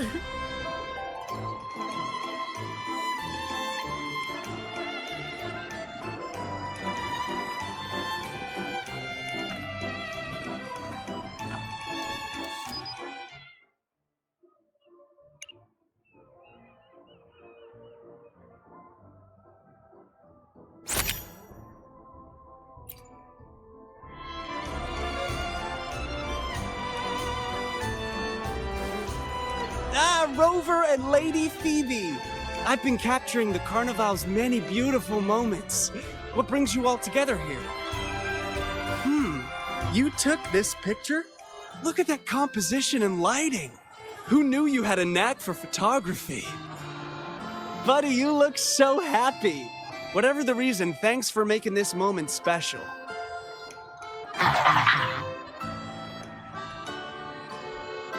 It's all thanks to Rover. He fulfilled Seamoss's wish. Just like us, Seamoss wants to savor every moment of the Carnival and leave with no regrets.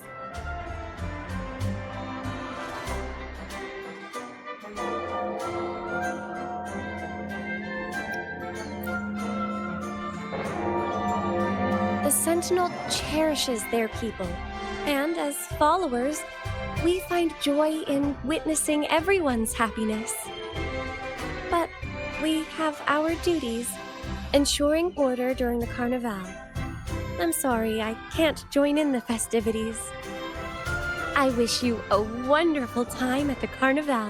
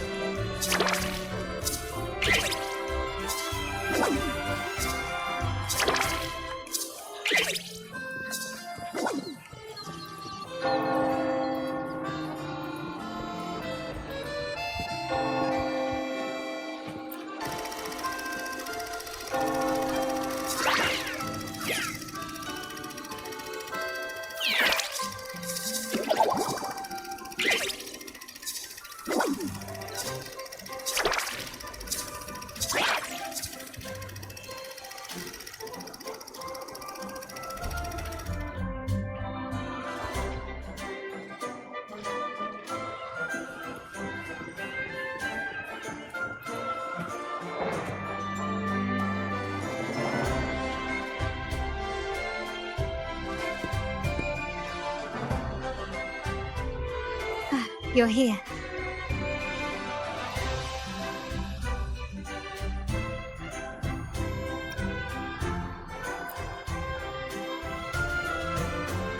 All seems well for the moment.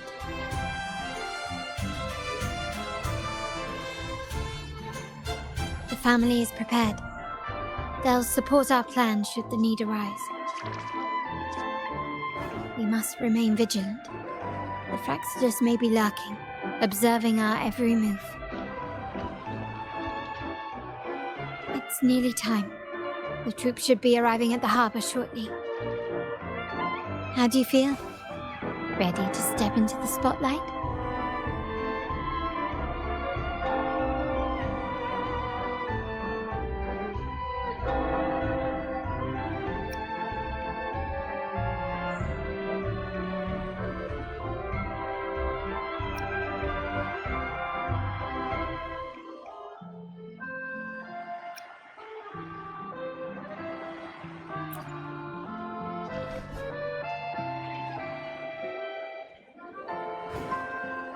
It's only natural. It's your first show.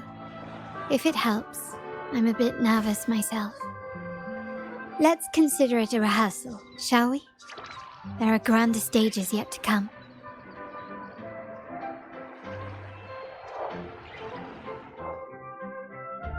The time has come. Let's go. Let's celebrate together.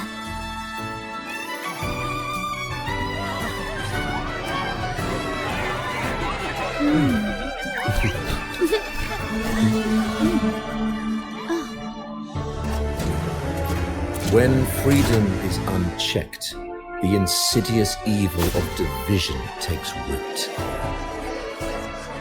People of the Center, do not lose yourselves in these fleeting pleasures. Remember what unites us all. What is that?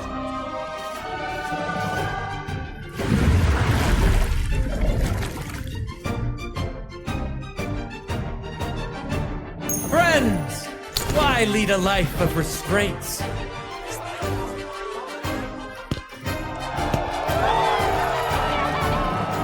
Why not live like there's no tomorrow?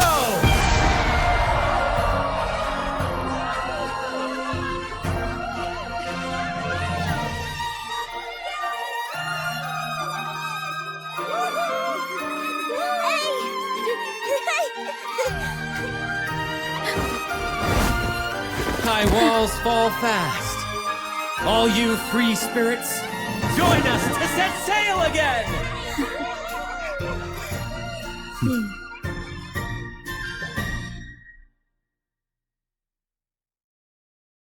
That woman. She's with the Fraxidus. I need to follow her and find out what she's planning.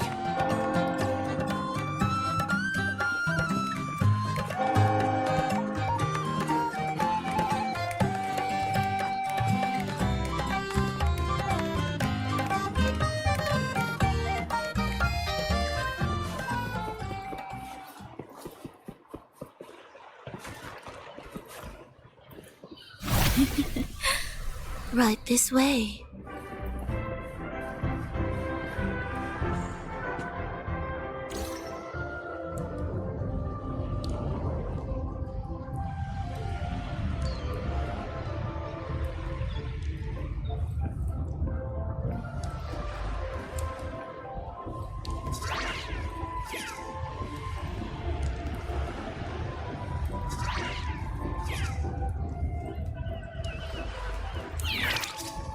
lost her again.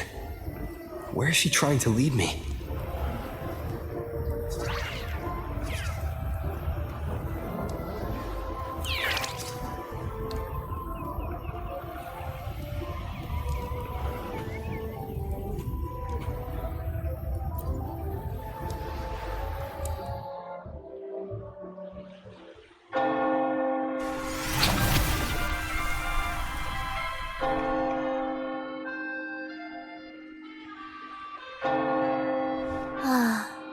We've arrived.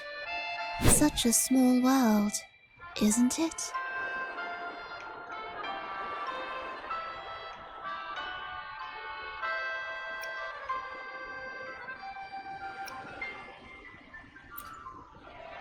Aw, don't fret. I've been invited to this grand feast as a conductor. Decadence, indulgence. That's the Carnival. A vivid daydream and grand illusion for all.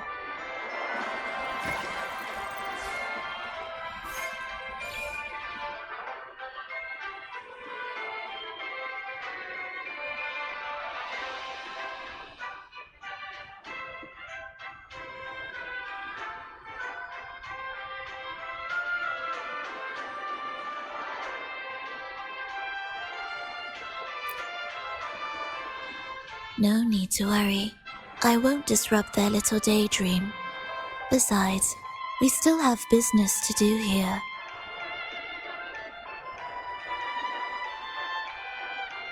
Now that you know what makes the Sentinel so unique, you should know we seek the same thing. That extraordinary resonator. How about I share a little story with you? A gesture of goodwill for our cooperation.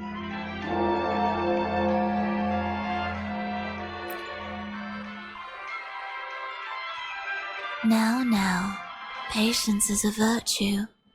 A story is best enjoyed with a captivating performance, and this stage is perfectly set for it. We're simply spreading the truth through a tale. I'm certain it will pique your interest, so consider this a heartfelt invitation to you and your companions. Join us, pour your essence into this endless play, and use your humble strength to defy the raging current of fate.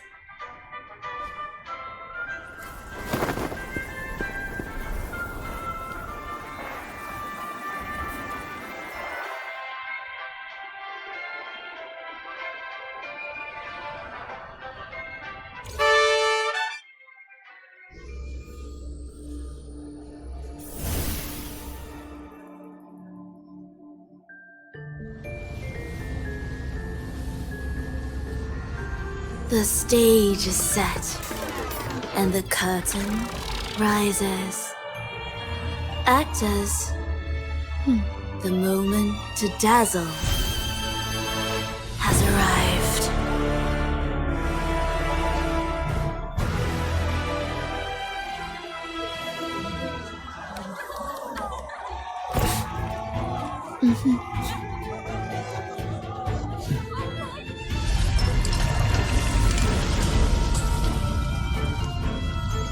The magic is ready to unfold.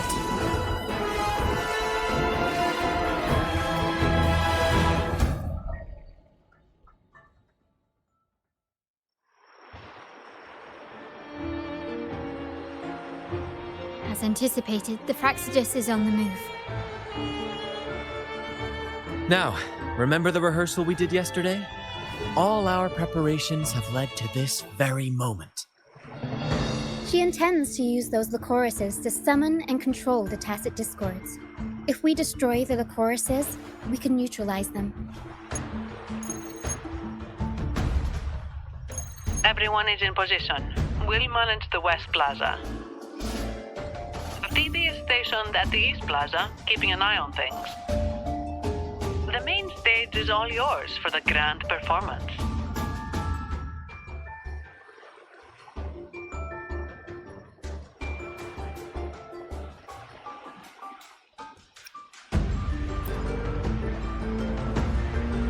I'll take care of the lighting and create the mood to make the performance stand out. Leave that to me. Ready? The spotlight will be on you two.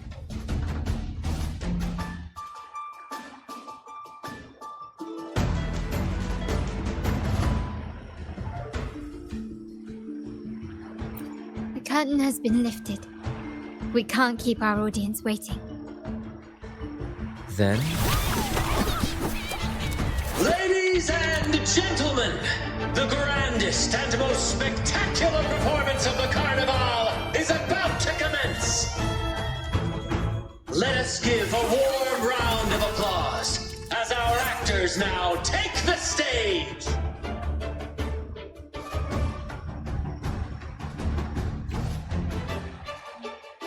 An unending darkness cloaks the kingdom as monstrous beasts ravage the land. The Holy Maiden has been captured by the Demon King, and chaos descends. But lo, two valiant heroes step forth, accepting the minister's quest, vowing to vanquish the beasts and rescue the Holy Maiden.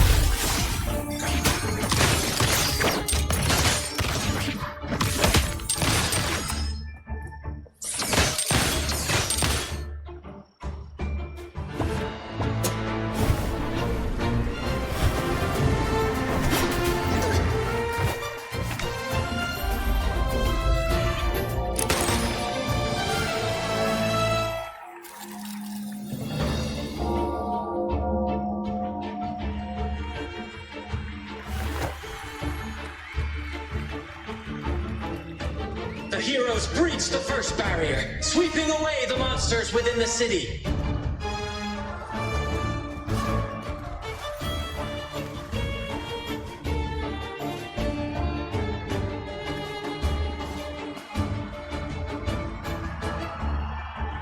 Now, they advance toward the Demon King's castle, where peril awaits at every corner.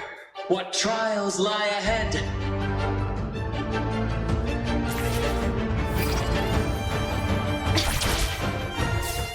No wall can deter these free spirits. Even the stars seem to cheer on their bravery.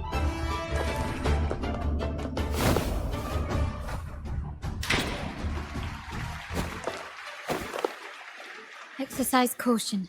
New enemies have appeared. The Demon King unleashes its minions, long awaiting these audacious intruders.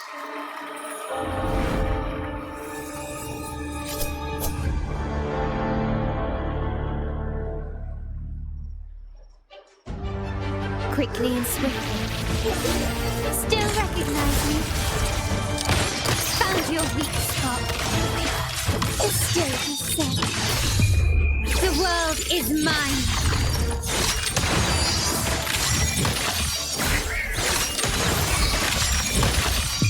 A new era awaits. Still recognize me? Swift and resolute. Don't confront them head on.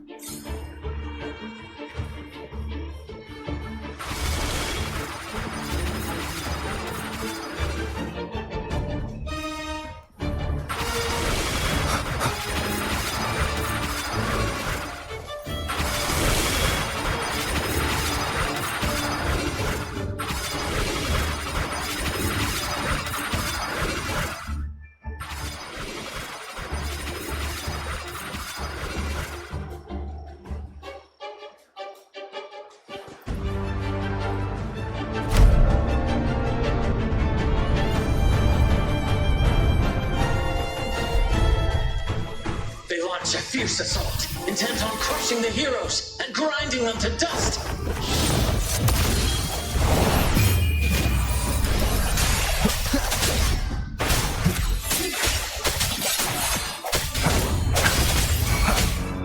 My compliment.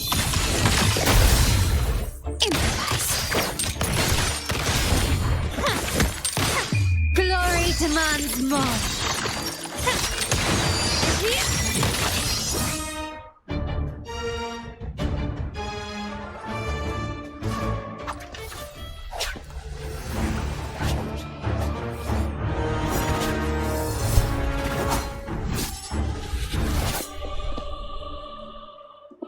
Watch out! Now! A sudden twist unbalanced the heroes. Then at this crucial moment, a mysterious figure enters the fray. A divinity sent emissary? Or a spirit from the shadows, perhaps?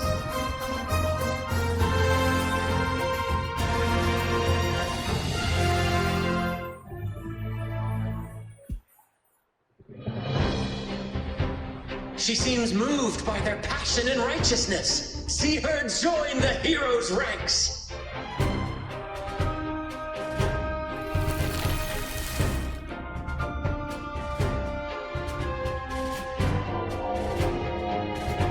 How delightful. I await your shallowed, bated breath.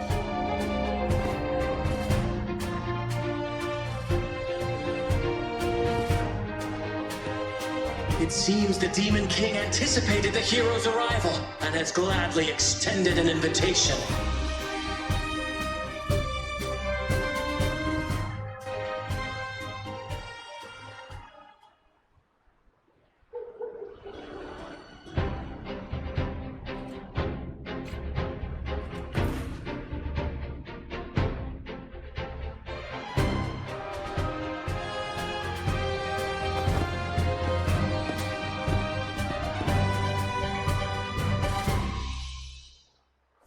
With unyielding determination, the heroes accept the challenge.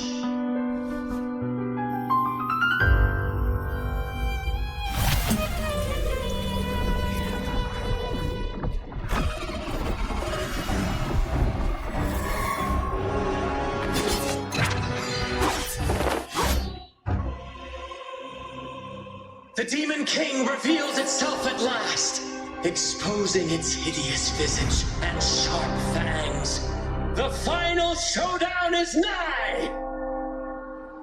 The Demon King summons its foul army, poised for a climactic battle with the heroes. The victor will soon be revealed.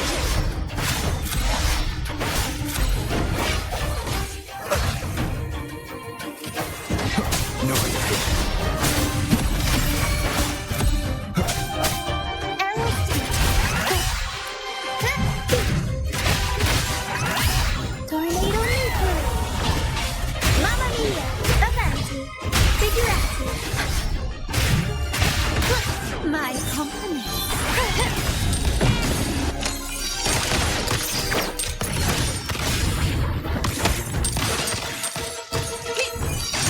Still recognize me? The stage is set. Glory demands more.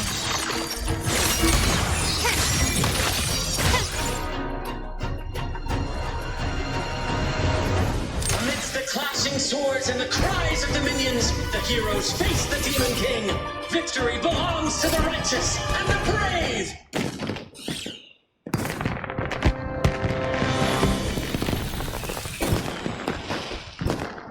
And now, we await the Holy Maiden's return.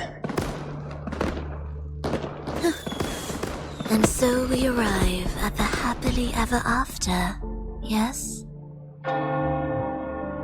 But we do not live in a fairy tale. There is no playwright to script a happy ending for us. What lies behind the curtain is but a cruel jest, a dark satire.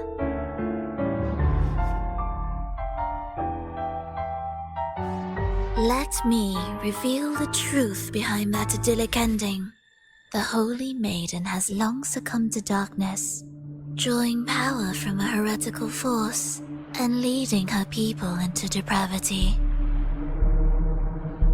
And the minister, having uncovered this truth, has vowed to root out this corruption himself.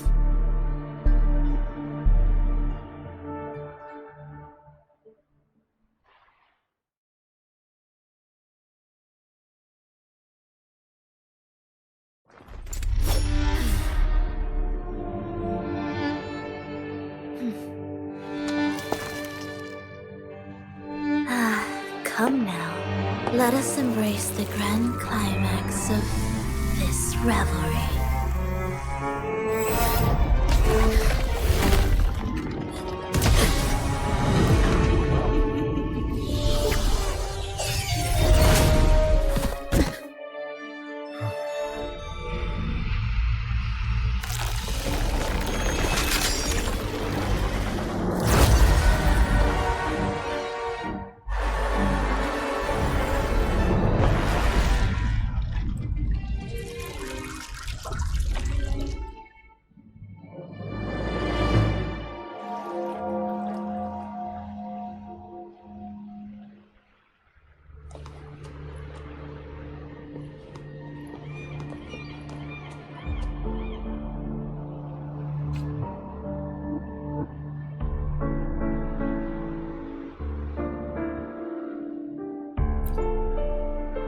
seems we've received another invitation. The final stage likely lies beyond this point. Are you prepared?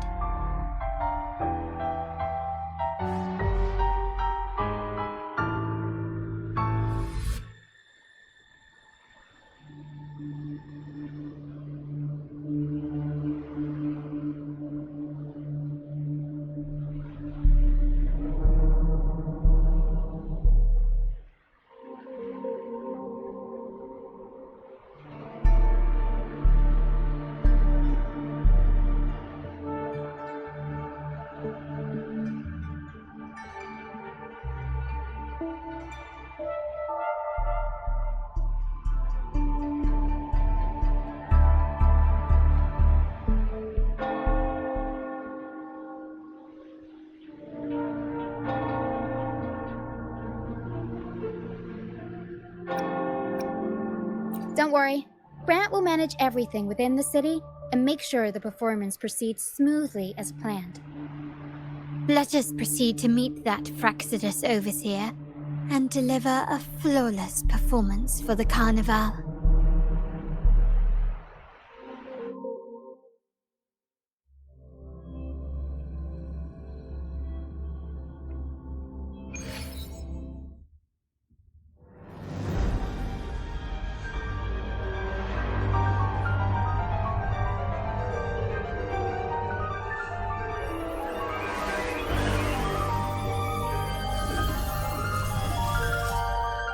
The wildcat has sounded thrice, and the hedgehog four. The peculiar bird sings. The moment is upon us. O benevolent sorceress of realms unknown, I summon you. Grant us a just prophecy, and may fate favor us all.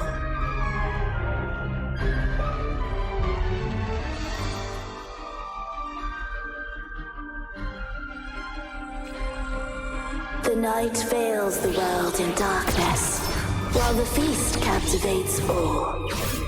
Yet you remain clear-eyed amidst this revelry. The honeyed wine has clouded their senses and quenched their flames of avarice. Yet it has stoked your bravery and kindled the fire within your heart. I shall unveil the first prophecy and shatter these burdensome stones. Abandon the trifles of sentiment, and you shall ascend the throne. To achieve this, a sacrifice of fresh blood is demanded, a purge of the Holy Maiden and all heretics.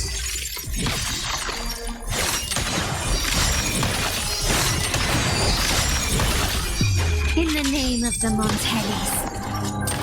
My king, what halts your advance? You have already tainted your feet in the river of blood. There is no retreat. The path born of injustice must be fortified with further transgression. The soul must be steeled in bitterness. Thus, I unveil my second prophecy to dispel all illusions. No mortal shall inflict upon you even the slightest harm.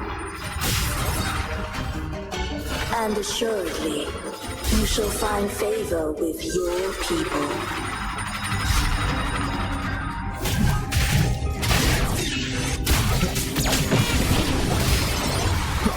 One with the sounds. The end has come.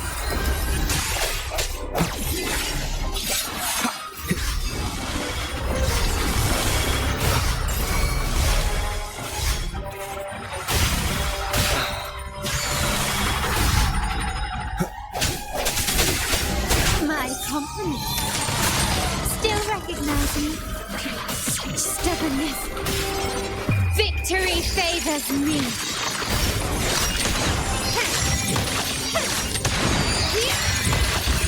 Masterpiece complete. Surrender.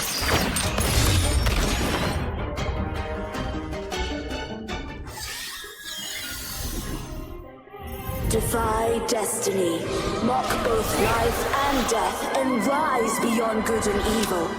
Abandon all doubt and grasp at unreachable hopes. Now, hear the third and final prophecy. Pleasure born violence shall end in violence.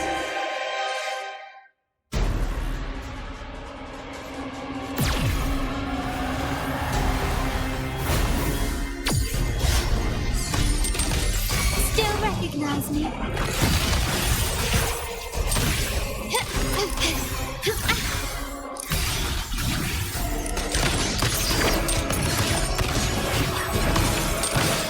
Time to Swift and halfway. resolute. One with the sounds. One more time.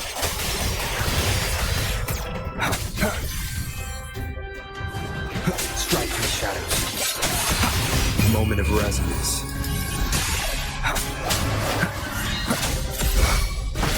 Aerial strike. I'll warm up the ground.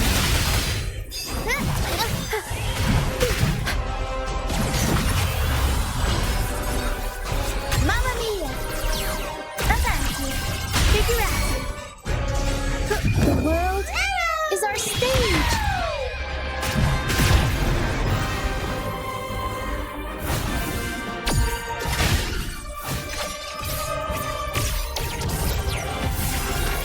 Unexpected plot twist. I'll warm up the crowd. Tempest show! Mamma mia! Avanti! My compliment. The world is mine.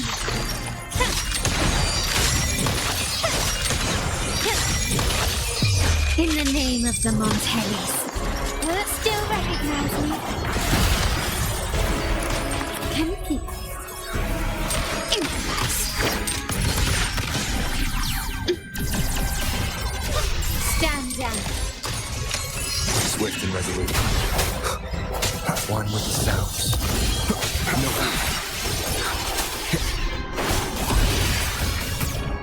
The end has come.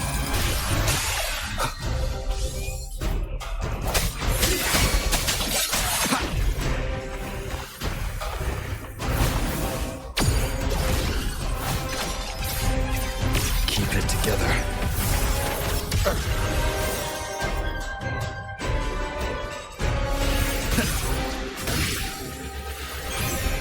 Last chance. My compliment. You will yield. Stubbornness. Victory favors me.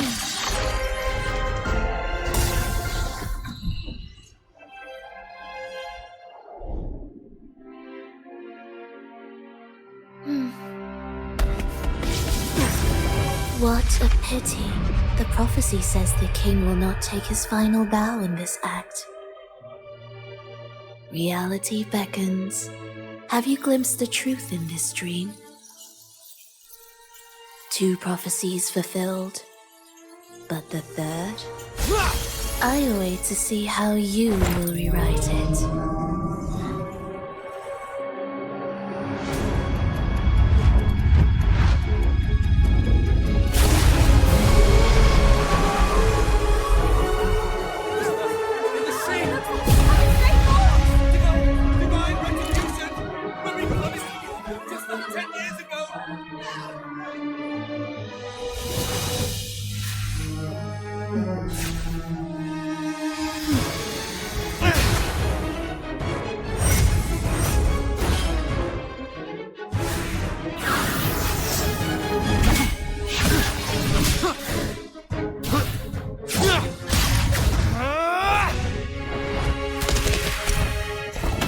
If we defeat her, we can set the Cetus free!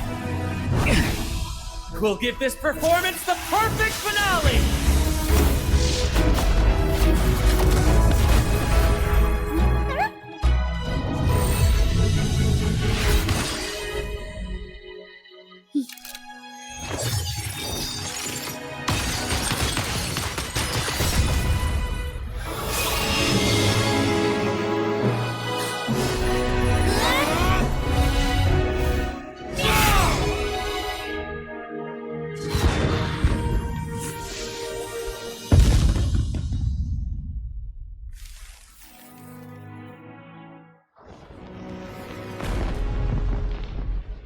Splendid performance. It's almost time for the final bow, but the symphony between us has only just begun its overture.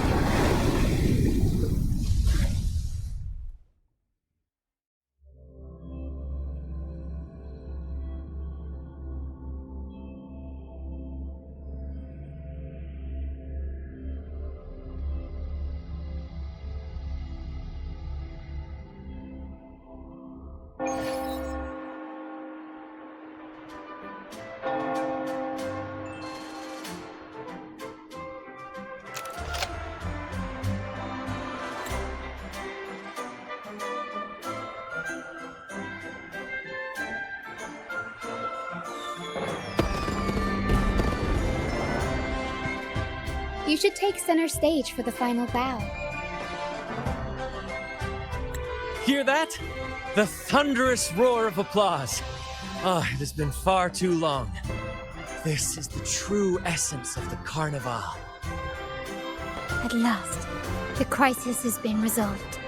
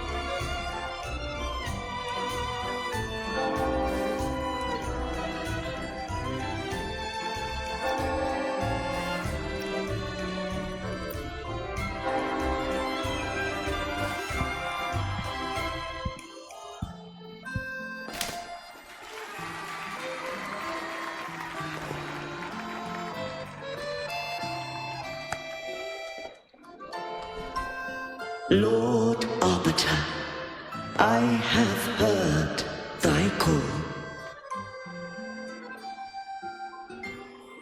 I have awaited thee for what seems like an eternity.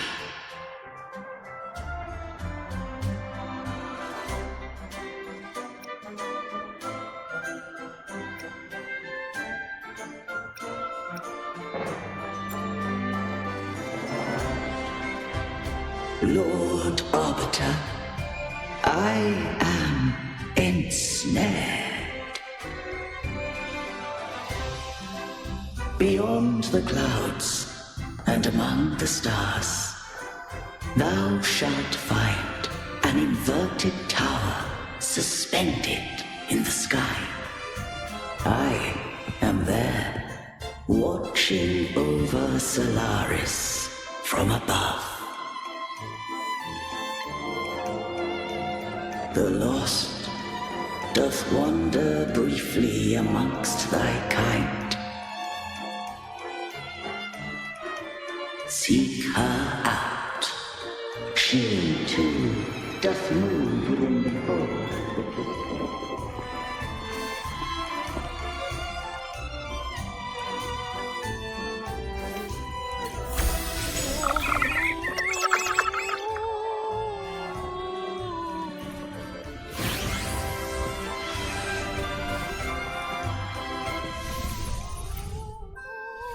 You should take center stage for the final bow. Hear that? The thunderous roar of applause. Oh, it has been far too long. This is the true essence of the Carnival. At last, the crisis has been resolved.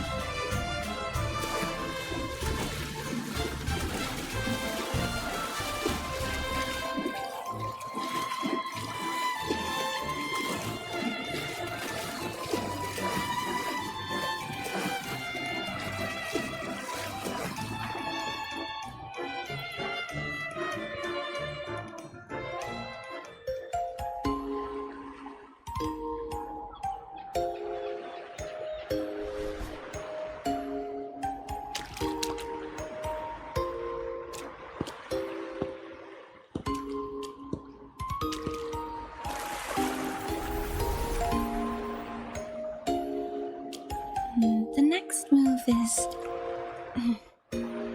Am I getting this right? It feels a bit off.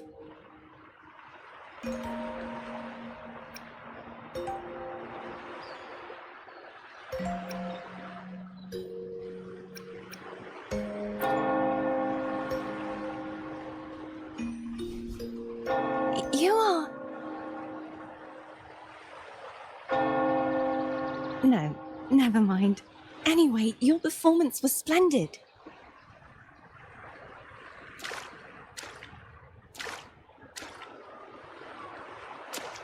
I'm here for the Carnival as well. It's been ages since I've seen something as grand as this. I love hearing the laughter and cheers of a crowd, no matter the occasion. Kind stranger, could you show me those final steps from your curtain call?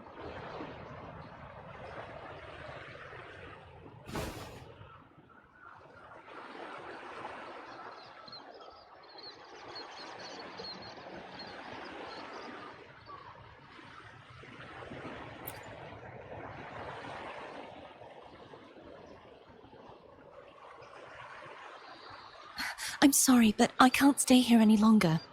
I must return.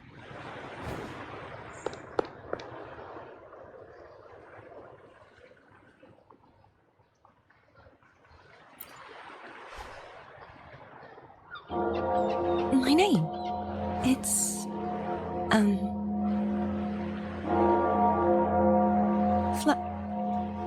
No. I'm Cartothea. Yes, that's right. Cartothea. Farewell, Laureate. I hope that someday I might stand on stage with your troupe. Are you all right? Some family members mentioned you were speaking to a wall. I'm worried you might still be under Frivola's spell.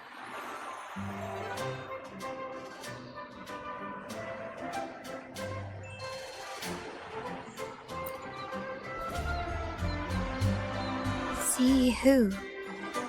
Are you truly all right?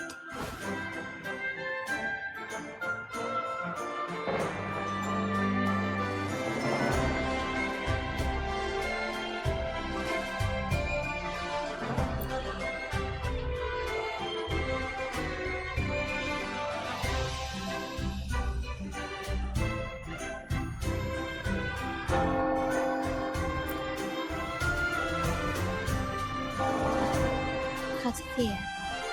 I'll make a note of it. If she was indeed here, she is likely still in Ragusa. I will have my family start searching.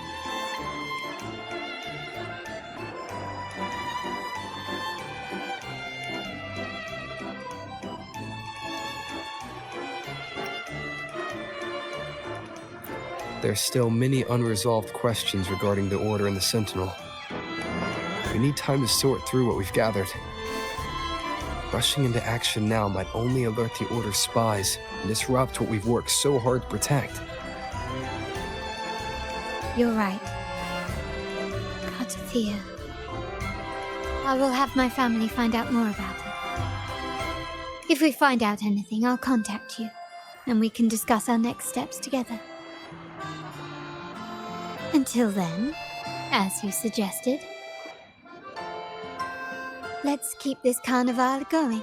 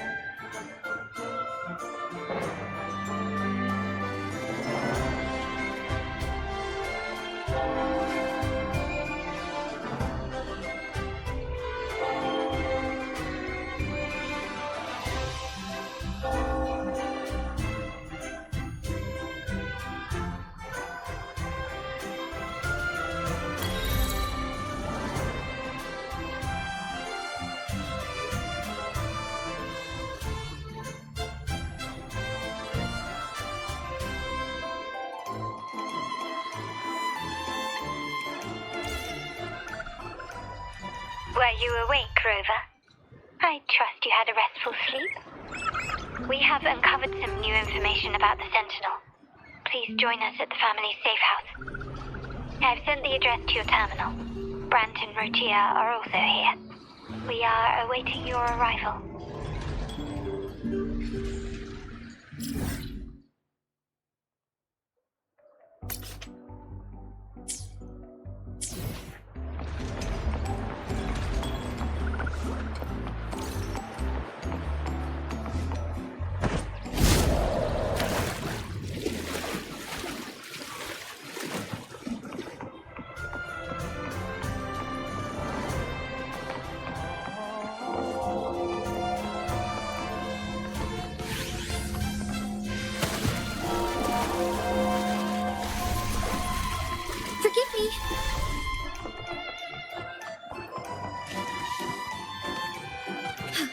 A different approach.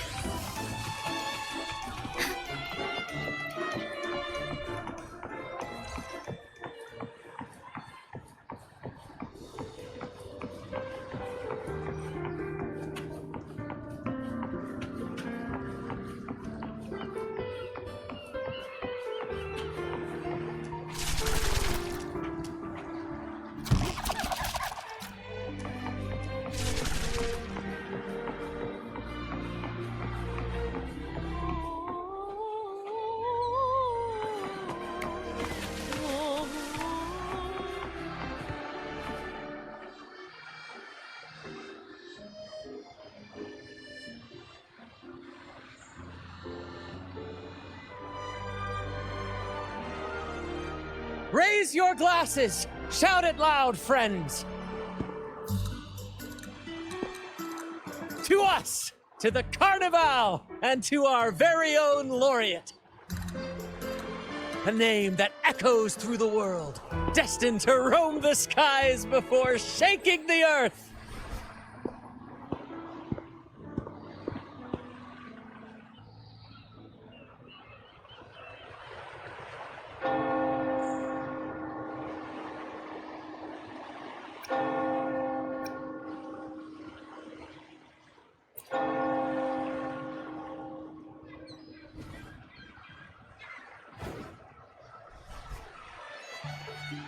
Don't be fooled by how he looks.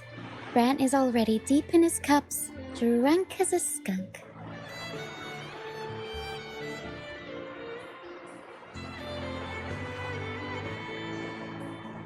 Oh, let him enjoy himself. The taste of victory is still fresh, and after such a battle, we should celebrate to the fullest. Drink your fill, everyone. This round's on me.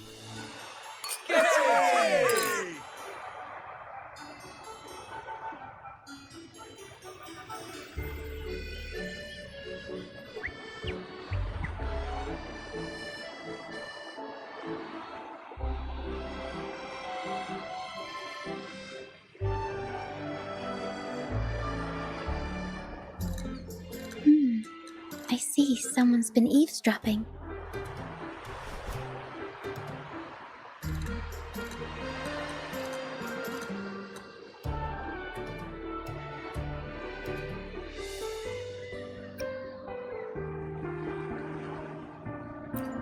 A devout acolyte wouldn't enter such a place without a good reason.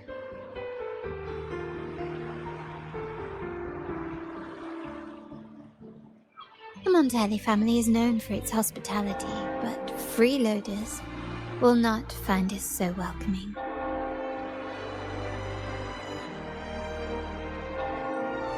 Friends, let's keep the mood lively.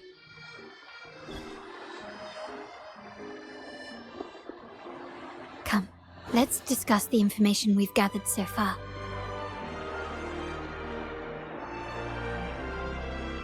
During the carnival, you heard the Sentinel's voice and found a girl named Cartathea. We've dug up some information on her.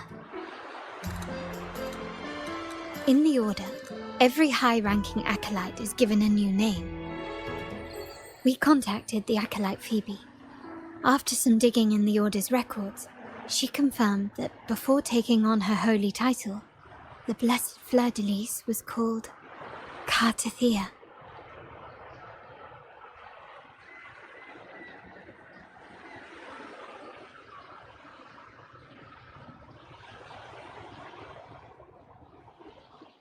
But the Blessed Maiden, she martyred herself 20 years ago.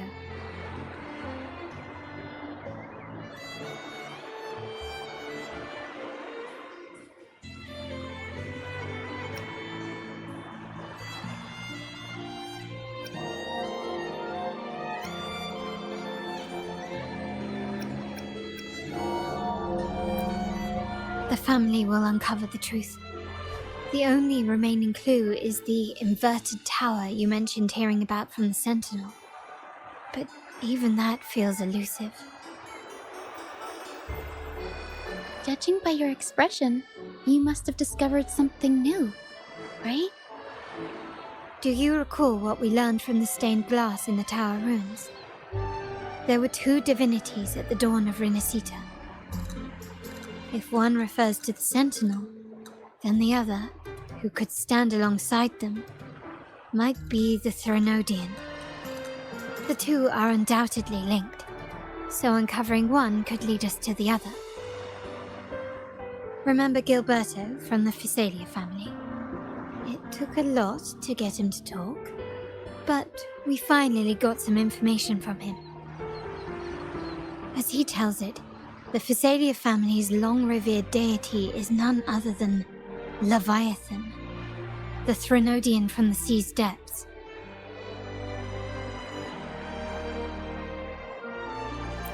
It's hard to believe, I know. But recent events have only reinforced what we discovered from the stained glass. The Physalia family has been on this island since the founding of Rinascita, so their worship of the Threnodian may have persisted for centuries.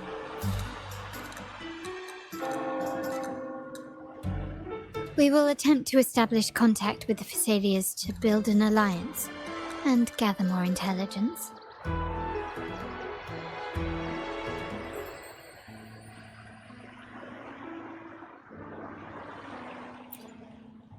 Rest assured, negotiation is what we do best.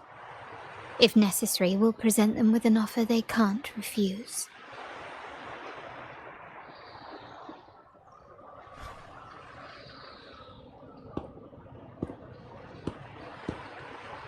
Excuse me for the interruption. Greetings, esteemed guest.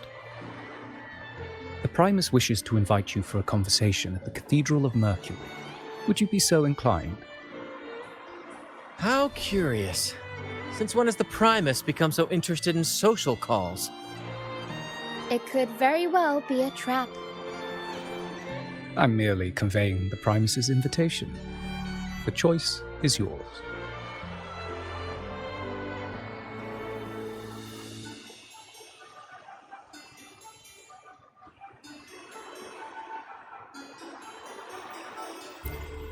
Remember, you're not alone.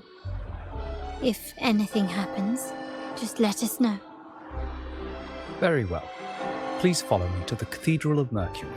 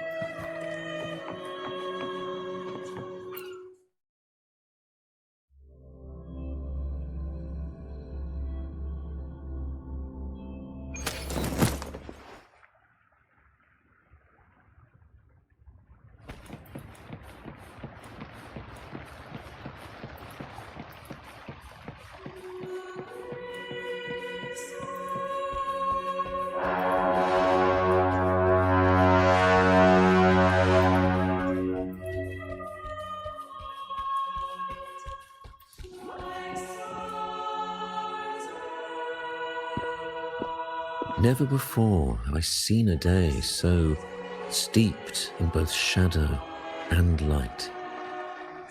The birds sing, the flowers bloom, yet this world knows neither true joy nor eternity.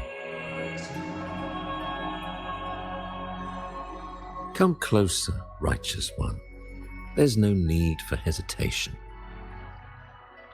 I am Fenrico, the Primus of the Order of the Deep. Your deeds have reached my ears, and I have long wished to meet you. Alas, the burdens of this world delayed our meeting until now.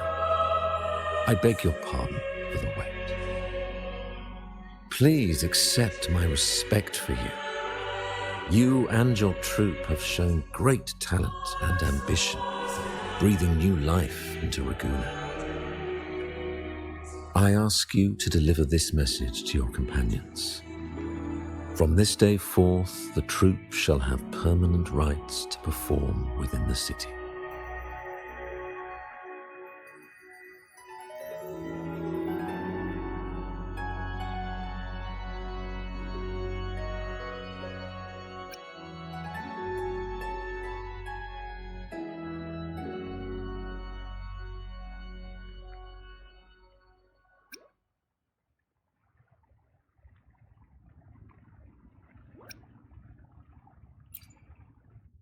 All mortals stumble, but through pilgrimage, they have cleansed their souls and atoned for their transgressions.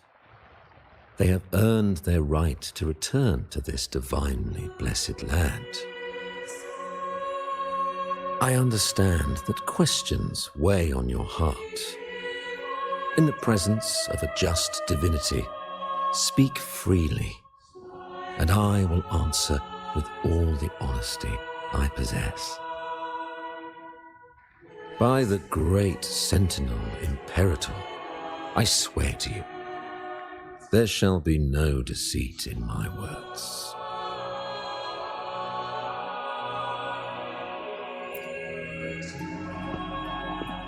You have walked a path similar to theirs.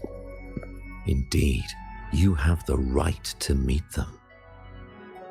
However, due to the dark tide 2 decades ago, the Sentinel's body was gravely wounded and remains in a state of recovery.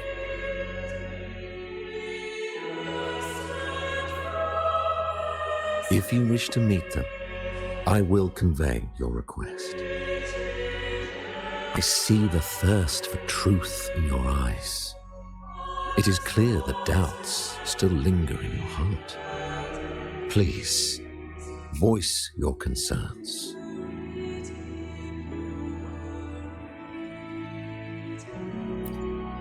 Fleur de Lis.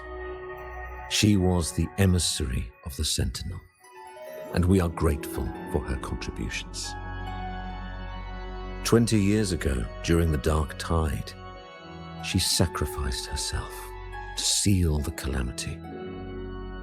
She fulfilled her duties in this world and returned to the divine embrace.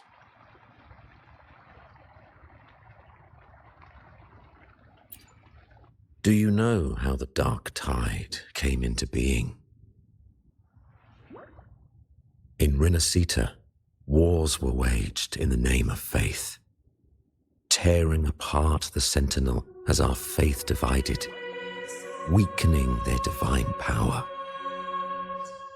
The Dark Tide's true essence is the divine blood shed from the Sentinel's wounds. That tragic past left deep scars, and with their divine power drained, they could not prevent the Dark Tide's surge 20 years ago. The Blessed Maiden chose to martyr herself. She once again resonated with the Sentinel and, through her sacrifice, restored some of their divine power, bringing an end to the Dark Tide.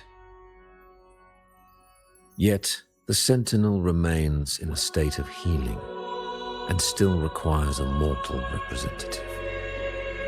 Following the Blessed Maiden's departure, I was granted new authority to cleanse the aftermath of the Dark Tide. I received the divinity's blessing and became the new Enlightened One. By their will, I fulfill the tasks left unfinished in this world.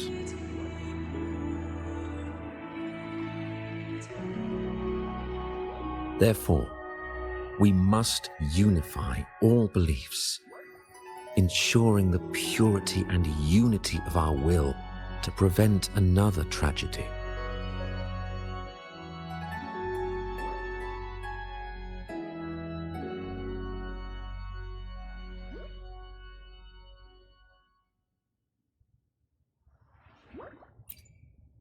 He said she once again resonated with the Sentinel. Was that really a second resonance awakening? Sentinel Jue had a trial with Genshi, but my permission was needed to transfer the Sentinel's power.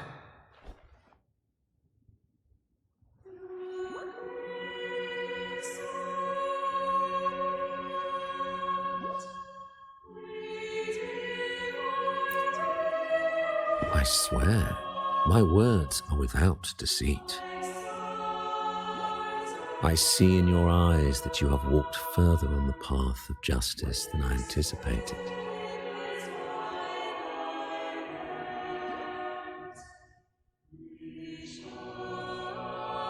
Oh, dear Sentinel, please forgive my transgressions. The Dark Tide brought us a blood-stained lesson. To keep our people from faltering, I bound myself to silence, locking away what I witnessed on that fateful day. Fleur de Lis, the unrighteous, deceived us all. She was not the Blessed Maiden chosen by the Sentinel. The true maiden has yet to reveal herself.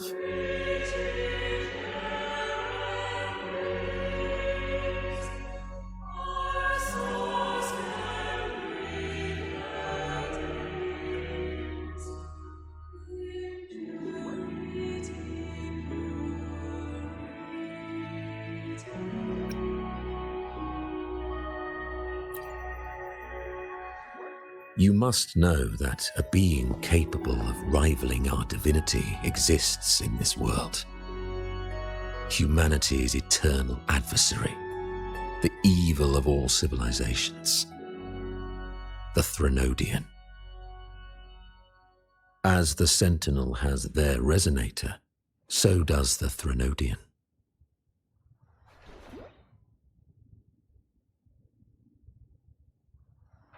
Fleur de Lis was shaped, both body and spirit, by our ancient enemy. Her actions were intended to plunge this city into fear and chaos. This is the truth I witnessed. Fleur-de-Lis was the Threnodians' resonator.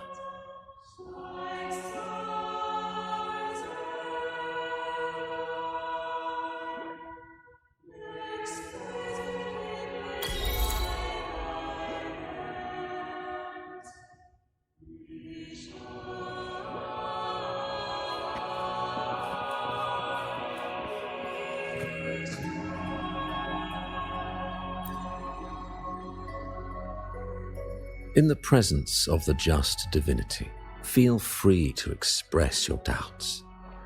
I shall speak without reservation. I swear by the great Sentinel Imperator, there will be no deceit in my words. We must create a land that aligns with the Sentinel's vision. We must purge this land of individuals who stray from the righteous path to ensure that our collective will remains unified and pure. However, we honor the deeds of Napoli II, the founding Primus, and offer those who have strayed a chance for atonement. The pilgrim's sail follows Napoli's path. He too once endured this arduous journey, yet emerged victorious, earning an audience with the Sentinel.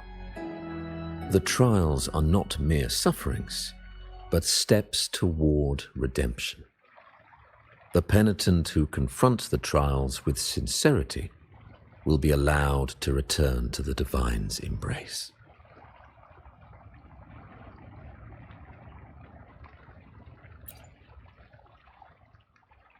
In the presence of the just divinity, I swear by the great Sentinel Imperator, there will be no deceit in my words. Unity is our shield, bound by the law of eternal continuity.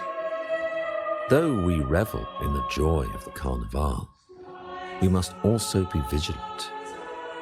For division is a chronic disease plaguing this city. The growing indulgence among our citizens has already invited divine punishment. We, as stewards of divine will, must guide the people, erecting barriers of reason against the floods of passion. This is the only way to withstand the ever-changing tides.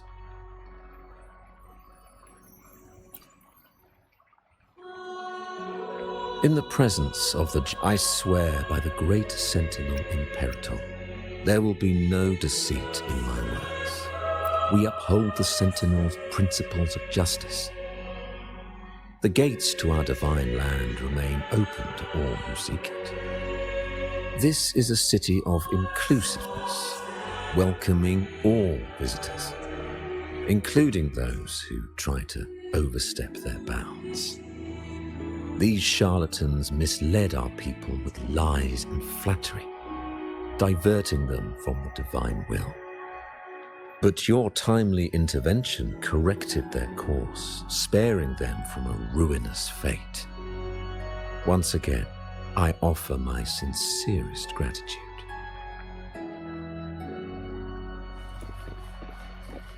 No hesitation.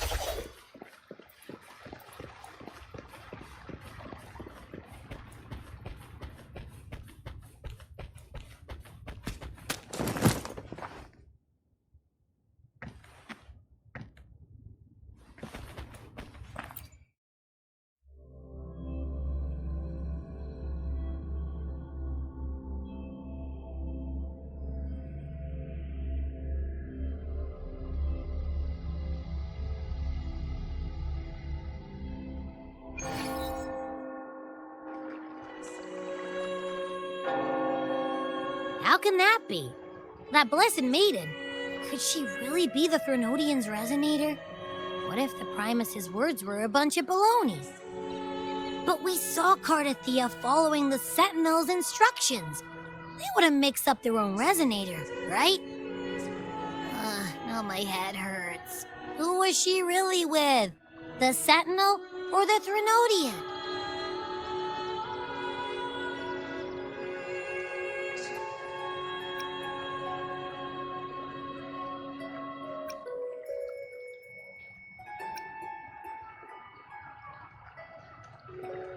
Well, probably won't get any more answers from him.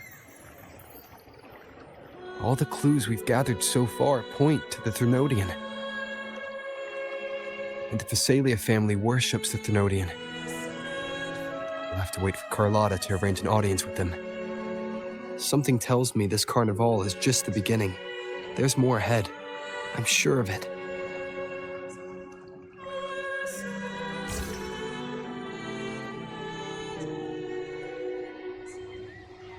Frolova, you do have a knack for indulging in pointless little chores. Why, there's no rule against an actor making good use of the intermission. Besides, I haven't disrupted your arrangement, have I? The one from a faraway land who discerns the truth dares to raise their sword against the divine. In response, the slumbering gods break free from their shackles, revealing their true forms. The possibility of the second resonance awakening is now a certainty, so we just need to see if that special resonator truly exists. Was the Blessed Maiden a resonator for the Sentinel or the Threnodian? Or both? If so, a resonator capable of wielding both powers. I am eager to see how this story ends. Cristoforo, if you don't want to spoil the next act, I might have to give your carefully crafted plot a little nudge. Speaking of which, that rover shines brighter than anyone else in your play. Do you find him interesting as well? Frolova, it seems we walk different paths. I don't share your fondness for that sort of puppet theatre. I merely place the characters on their stage and they act out their fates, driven by their own volition. To remain courageous amidst absurdity. To pursue a spark of divine grace. This, to me, is the truest essence of humanity. Don't you think? Even the most pristine cadence of death pales beside the untamed, fervent, and tenacious spirits of the living. In their journey, they resolutely overcome all obstacles. They pursue, they tear, they burn, simply because they desire to.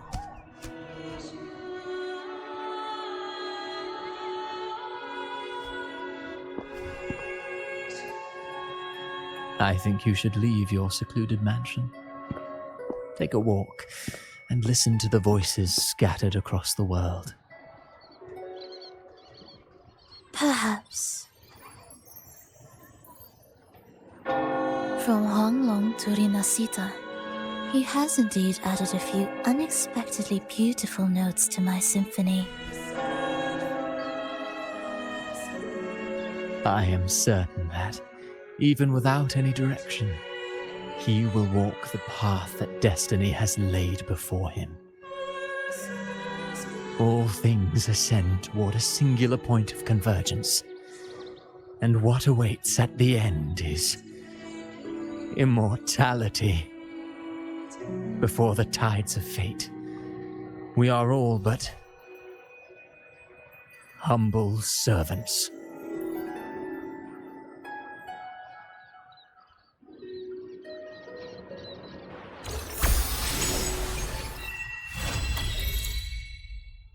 Hello? Do you mind dropping by the Strand when you have time? Portolino are away, and they put me in charge of the welcoming proceedings. I'm feeling a bit nervous about it. Part of me just wants to crawl into my box. Pero is all stressed out because of me. Pero. I tend to fumble with words when talking to people. I'm worried I won't do a good job accommodating everyone. If the laureate himself were here, I wouldn't be so nervous. It would make things easier. So, as our new laureate, we need your help.